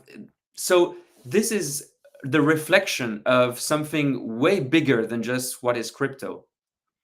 It is also the reflection of how, sports are consumed today, with sports betting becoming such a huge industry. Just when I'm a big football fan, and every time I watch football, I've seen over the last 20 years the advertising evolve, and now the advertisement at half game, etc., out of 5 advertising, you have betting. So it is also the reflection of our society. And I believe that meme coins have also taken the place of NFTs, whereas it is even easier investment vehicles to understand. You don't have to think. The only directions that they can go is up or down, and it is the only value proposition of those products. So very easy to understand. Whereas a few years ago, you wanted to get into highly speculative investment vehicle, the only things that you had were serious projects. I mean, DeFi summer 2017 on Ethereum was the same thing, you know. You had such shitty projects that were over bloated, and they went up and then they crashed because nothing was behind. So the human nature was already there. But now it has a perfect investment vehicle, and it is a toxic one. It is a drainy one. Not saying that all meme coins are bad, but most of them are. And so, yes, they are harming the industry at large. I don't know if there's a solution, but we can make this constat. We can say, you know, this is the picture. Okay, Davey. Yeah. So I've been thinking about like the some solutions that were proposed, and also like as Arno said, like this is shows the human nature. Okay, so people are greedy, and once you gave them basically an we could say an anarchy, like the crypto markets are completely free, like there are free markets in every way. And we could also ask ourselves like why regulations are in place, like if the free market is really better, like why did we add regulations? And if we look at history, the reason why they add the regulations it is to protect users from uh, behaving actors, and at the same time protect users from themselves. Like if you look at gambling, if you look at I don't know financial fraud, all these things they happen on the financial markets despite regulation being placed. But we could say with certainty that without regulations we would have way more scams as is happening on crypto. And so the like it seems like we are pushing for a completely free market that on crypto, so market that are permissionless and you can do whatever. But it doesn't like when talking with TradFi users, so people that work there, like they say that they are not trusting crypto because the is not protected enough. Like there are laws, there are regulation that protect user in the TradFi ecosystem. And so I'm asking like how do we stop this without going against the crypto founding principle, which are permissionless nature, free markets. And like it's great to have that. It's great to be censorship resistant. It's great to don't have to ask permission to people. But do billions of people on Earth are really prepared to engage in systems where they are not protected by the government, by regulations? Because in crypto, we act as if regulation is in place only for some evil reasons, but in fact, like ideally the goal is to protect people from other misbehaving actors. And we are seeing this in crypto, like you give people the chance to do whatever and shit happens. And even presidents launch meme coins because they can, so why not? You are going to earn a lot of money, you are doing this legally, and so you're going to do this. And the I don't know, like in my mind the only way to prevent this is with some regulation, but I at the same time regulation could be something that can be used against users. So what to do?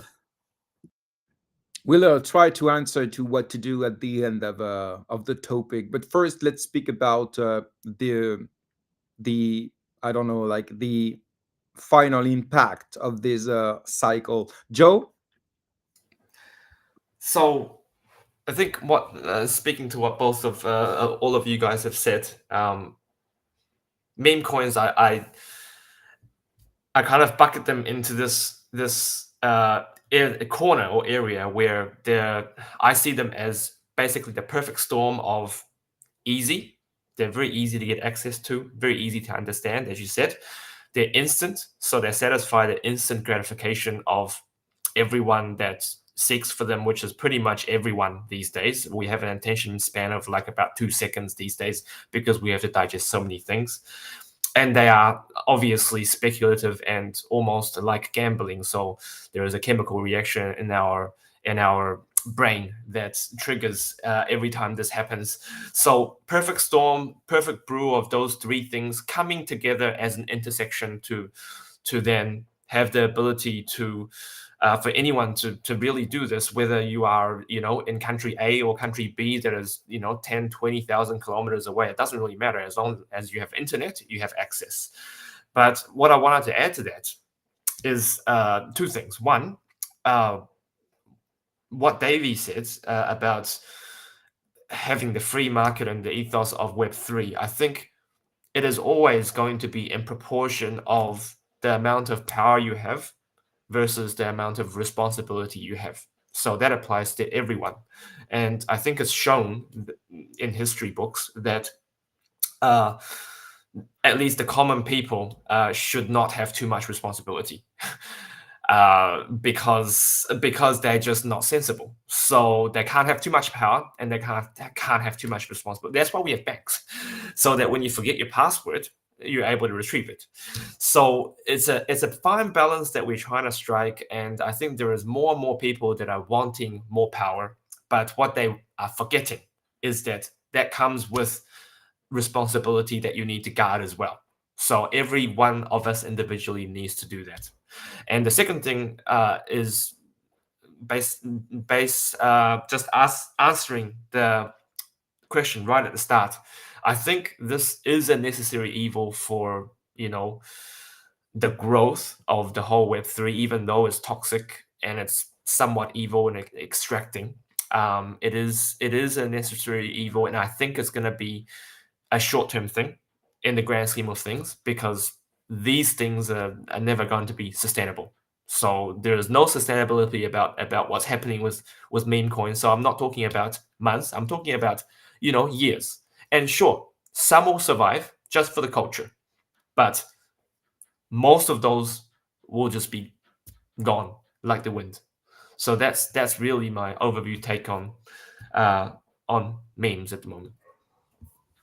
But memes aren't going away. I mean, No, we not have going been away. doing betting back thousands of years. We've been betting on everything, because They're here to stay. speculation is in our nature. So this is. is like the ultimate free market for speculation. It But at is. the moment, it's overflowing. That's the problem. It's overflowing. It's too But much. It has an obscenely good value proposition when you're a speculator. It's just insane. It's so good.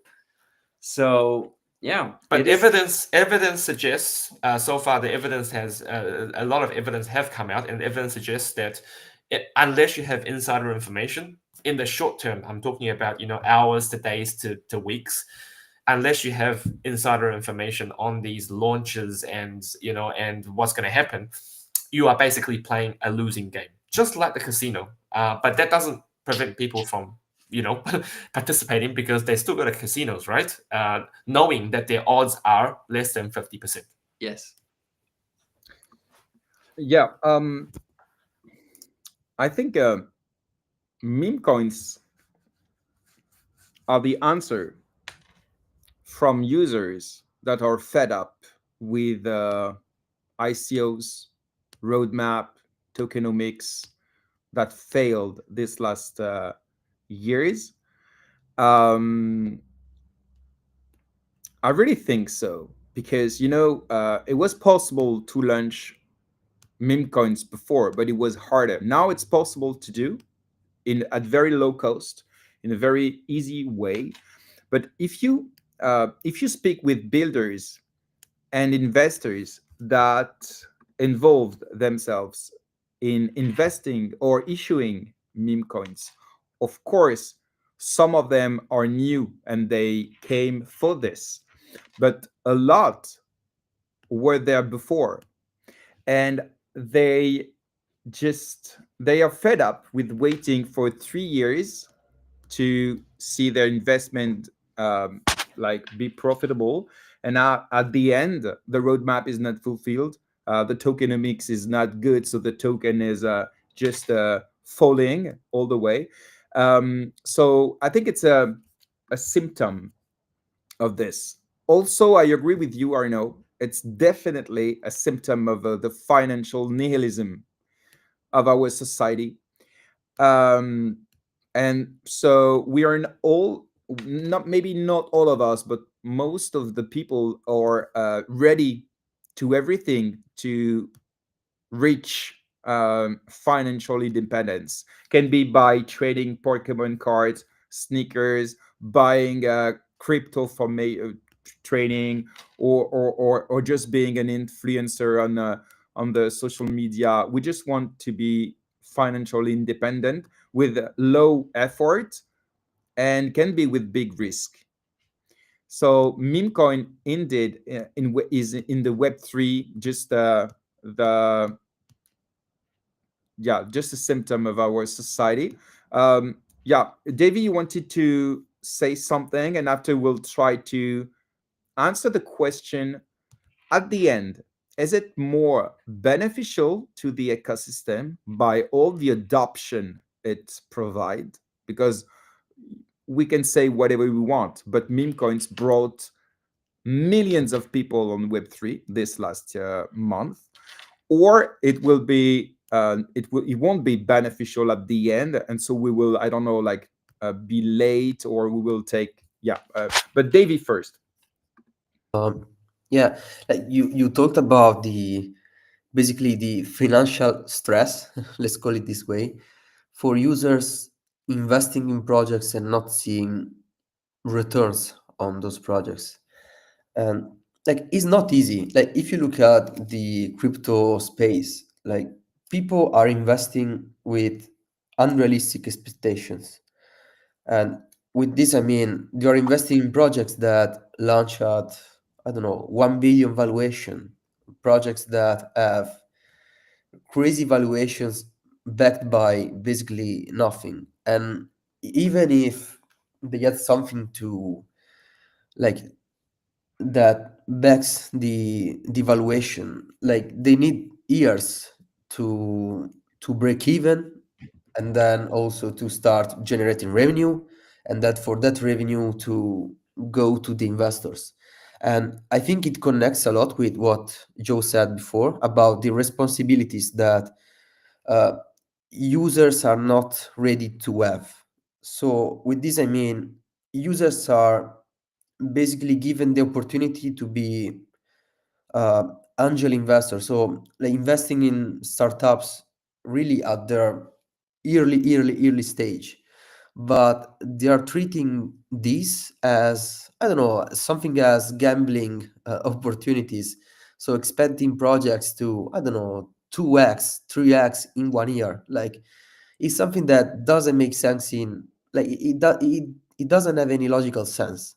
Still is what we have now. We have a huge amount of people that invest in projects and expect the valuation to go from, I don't know, to from 50 million to 50 billion in 1 year. Like based on what? Like, are you really expecting the project to grow that much in 1 year? Like it's something that doesn't make sense. And also the fact that we are giving them this responsibility to invest in startups, but they don't understand that startups are risky. And so it drives me crazy that people are complaining about X launchpad projects not being all successful. They're startups. Like, do you really expect startups to all be successful? It doesn't make any sense from no historical sense and also logical sense. And Of so we giving we're giving these people this power to invest early in startups, but they're not ready to understand the risk to understand the time that is needed for projects to succeed, to scale, to grow as big as Amazon, for example. And Yeah, is so also the reason there why is they jump from one startup to another. Yeah, go. no, it's the responsibility is shared by the investor and the project, and it's also a matter of offer and demand. You know, the project wants speculation to reach to rise more fund, to reach a big valuation and so on, and the investors wants also speculation because they want to, yeah, get profit from the investment. So I think it's the same on meme coin, but it's just in a very, very shorter time period. So I think it's just a mirror of what we've seen this last years. Because at the end of the day, just a few meme coins will stay, and at the end of the day, just a few serious projects will stay. So at a different level, this is something that we can compare pretty easily. Let's try Just to, GRM, yeah. just I want to double down on what Davey said, because I just love and resonate with everything that he said about the startup investment, etc., etc. I just sent you on Telegram a screenshot of the Apple stock. So if you could share it, on your screen, just to show it to people, because you need to keep in mind that even some of the greatest company on earth right now, it's not magic, until you find the product market fit that makes sense. And then on top of this, you need to build. It takes years and years and years. So whenever you're investing, can you bring it up a bit, because we don't see the time frame on because of the have meme coins killed the crypto game? Yes, thank you. Just look at this flat line at the beginning. So not everything is a skyrocket. Not everything makes sense at first. Entrepreneurship is the story about discovering if what you do creates value, makes sense for the people using it. It is super hard. So yeah, it's there's no success that is foreseen in advance. And the journey of an investor is super hard, because most of the time it's just you fighting against yourself. Of course, if you can understand where you have invested your money, it's better. But it is a super hard thing to be a successful investor. Definitely. Let's speak about the bottom line of this. Is it more beneficial for the ecosystem or not? I had a very interesting discussion with a guy on Twitter this week.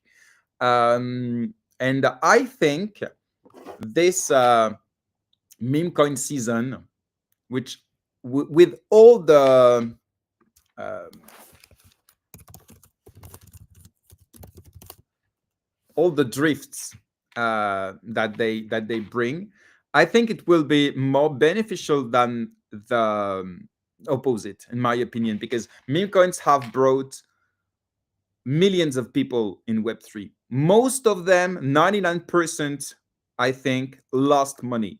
But who did not with the ICOs, also with Bitcoin, because most of people sold the Bitcoin that they bought at a very low cost. So I think it's, of course, it's not something good, but at the end of the day, I think it's a necessary evil. It's one of the door to Web3. But I know people think that no, it will bring much more bad things than good things in the ecosystem. What do you think about this? Just to add on this, maybe to help, not to help, but maybe to add something. Some people say, okay, people that are coming with meme coins will lost money. It's their first experience, and so they will not come back, or just in years now. And I don't believe this. But maybe I'm wrong. But I think someone who lost money with meme coins will not leave. He will try to do it again, or to invest in a smarter way. So at the end of the day, of course, some people will leave because their first experience was not good. Okay, but all of us made bad bets and we are still here. So that's the point. I'd like to have your opinion on this. Who wants to start? Yeah, I can okay, go start first. first. So yeah. Um, I prefer this that when um, nobody says up. So let's go, Joe. all good, all good. So I have this perspective that there is no such thing as bad publicity. I've also pre-crypto, I've had this view of when you don't know something, you don't know something, and you can't explore it because you don't know it, right? And there is no you don't come in contact with it. But once you know it, whether it's a bad or a good experience, you know about it. And when you know about it, then you have somewhat of an opportunity, even though the first experience might be bad, but you already have the knowledge of it, and then therefore you can actually dig a little bit deeper, have some influence from other people, hearing about these things instead of ignoring it because you don't know it, to then dig again, come back the second time, lose money again, come back the third time, and hopefully win some money, or come in as an actual user and actually utilize the technology to your benefit. So my perspective is that meme coins are publicity, no doubt. And as you said, it brings millions and millions of users that would otherwise not have known anything about meme coins, therefore blockchain, therefore wallets and Web3 and all that stuff. So it is definitely, in my perspective, in the long term, a positive development for the whole of Web3. That's my take. Davey, guest first, Arno. I think that meme coins in the long term will become irrelevant. With this, like I say this because if we look at the financial system as only a, I don't know, speculative kindergarten, so people, I don't know, competing with each other and basically trying to outsmart others. So having this competitive environment where there is a PvP with people trying to earn more than others, like there's no value with that. So thankfully, the financial system is not about that. The financial system is about giving projects, companies funding in order to invest, generate value that is then redirected to the investors. And it's something that doesn't happen with meme coins. They are purely speculative assets. And so I don't see meme coins really doing something valuable. They're basically like, even when people say, okay, but the problem is that people are selling meme coins, but even if you have all people holding meme coins and so going to incredible valuations, at the end is people buying and people selling. There's no value being added from the outside, which is something that happens for financial institutions, but also for even, I don't know, for Atom or MultiversX, that redirects revenue that is produced by the products, that the services that you give users.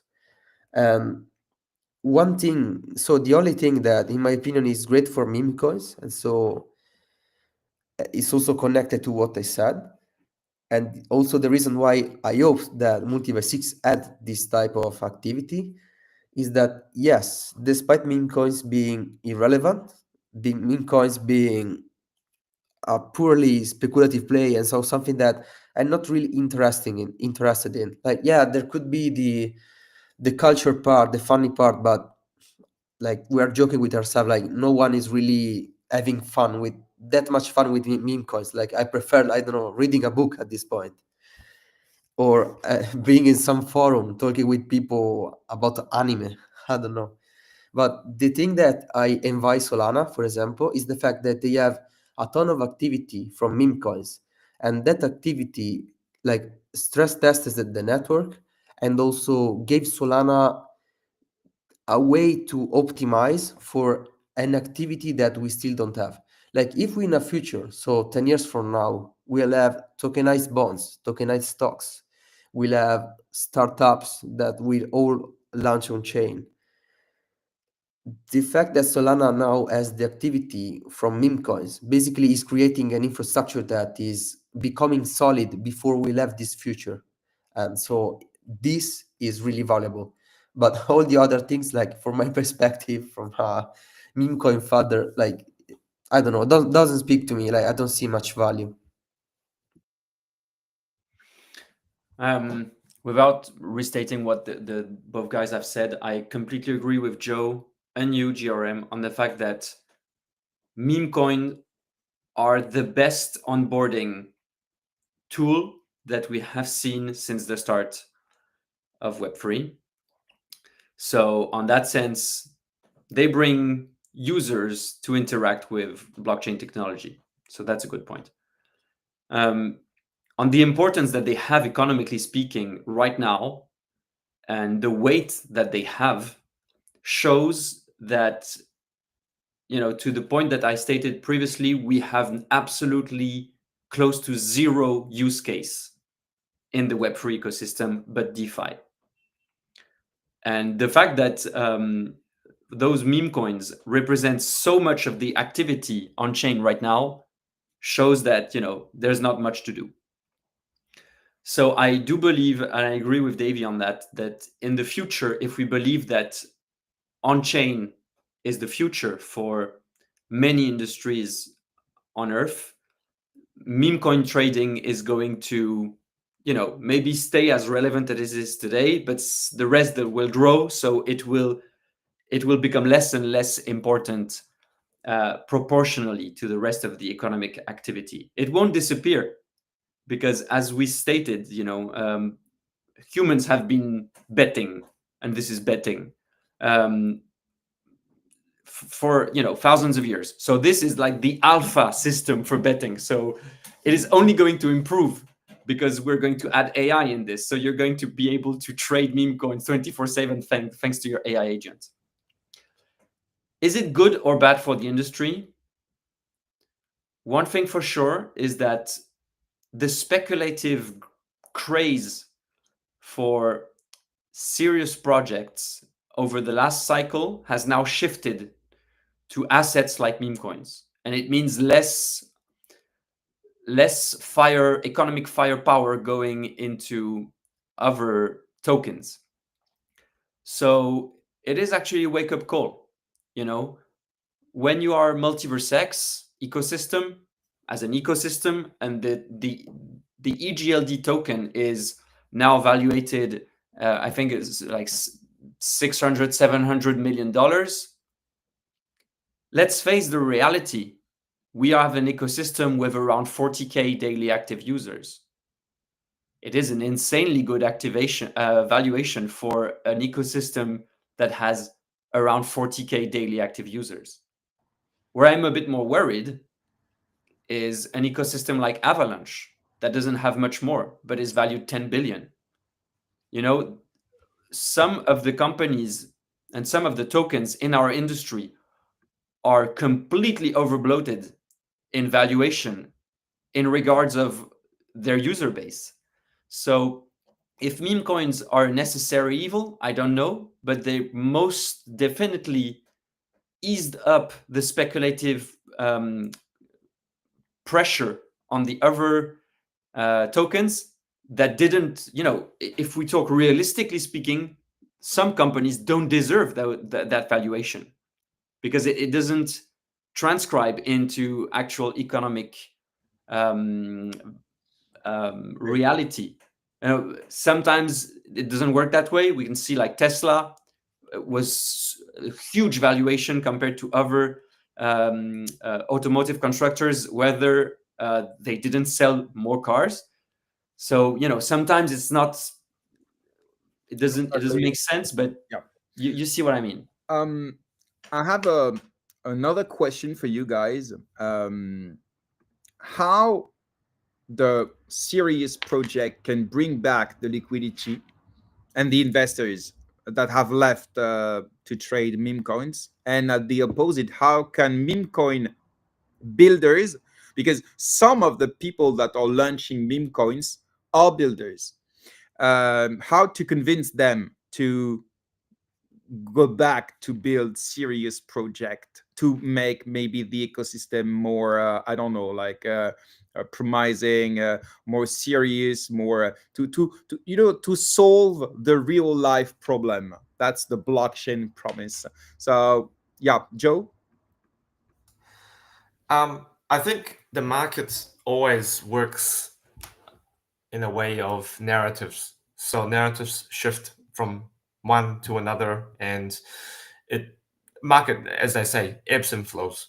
So meme coins is one, DeFi was one, and things sometimes come back, and that not saying that they will go completely. It's just that they're in the background, and I think one of the narratives that has been popping up, and I did share in one of my posts recently, is that there would be a rotation back to the utility, and that might be all it takes for people to have some sense and go, oh, let's rotate, because that seems to be the next thing, and that's not based on, unfortunately, not based on any type of fundamental analysis. More like, it's a narrative, so let me get on the bandwagon. And I think the market is emotional in that sense. And in a way, I feel a little bit sad for the builders, because the builders are sweating every day, building great products and great brands. But sometimes the market does not correlate, right? It doesn't appreciate the building.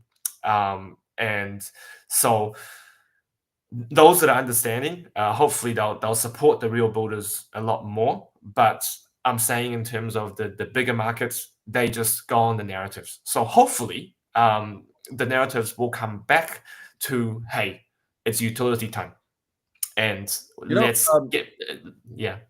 We can think, and I'll give you the word, the mic, Davey, just after. But you can think, you can hope that it will come by itself, but maybe builders can do things. For example, tokenomics are not the same today as 5 years ago, because they learned maybe to allocate more tokens to the community, maybe to maybe lower expectations from the community, if you see what I mean. So it can be in terms of financial mechanisms, can be about marketing, can be just addressing the good market, the killer app, the thing that will make blockchain really useful. So I think you're right. It's all about narrative, but builders also have the power, or part of the power, to bring back users and investors.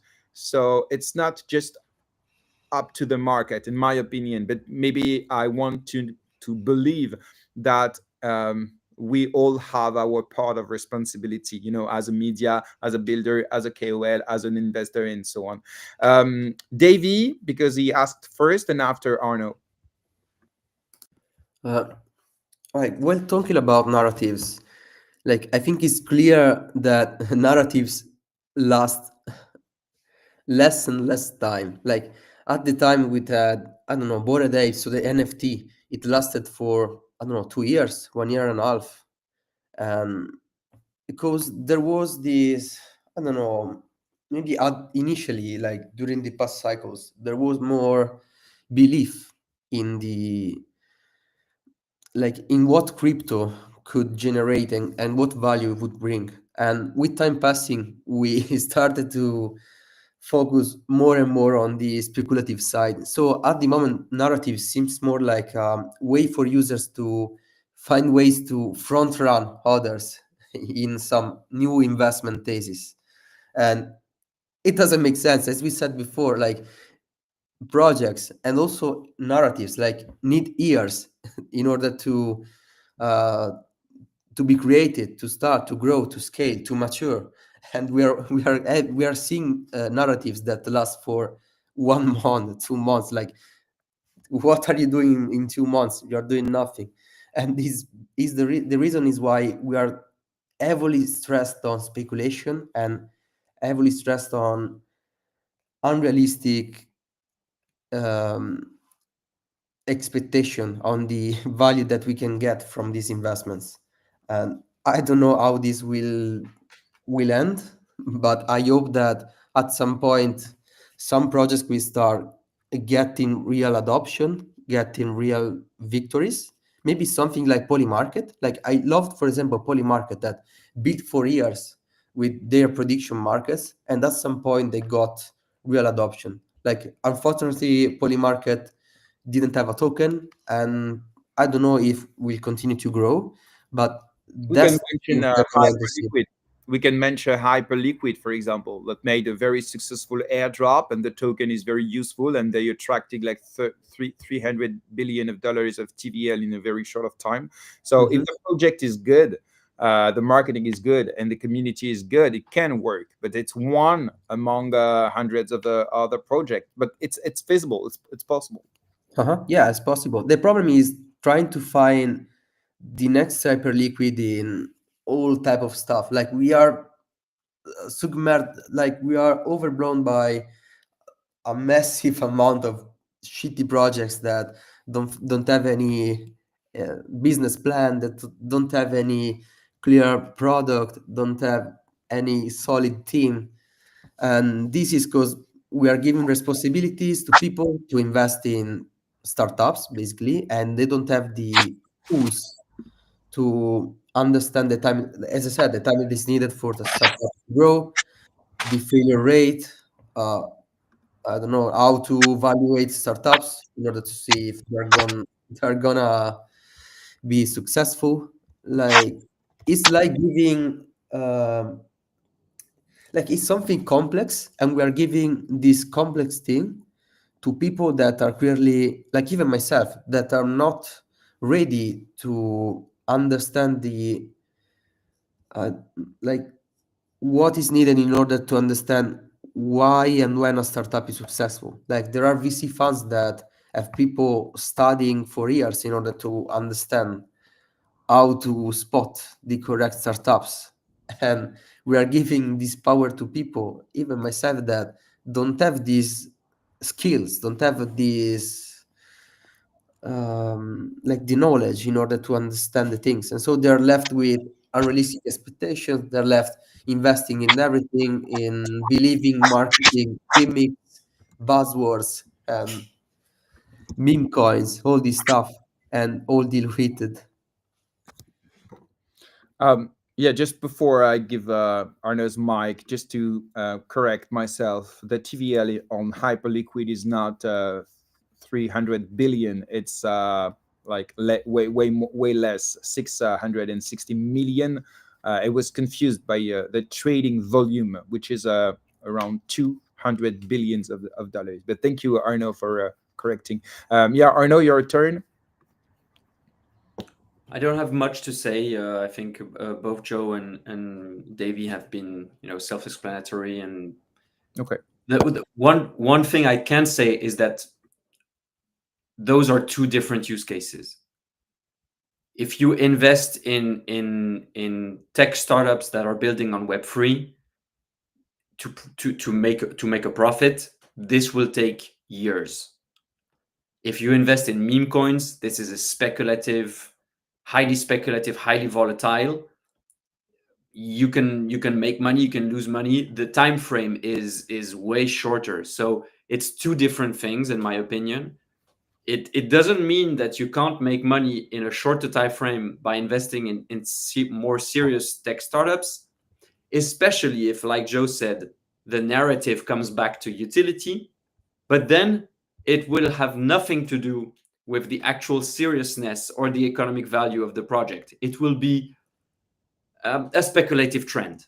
So this can come back. I don't know.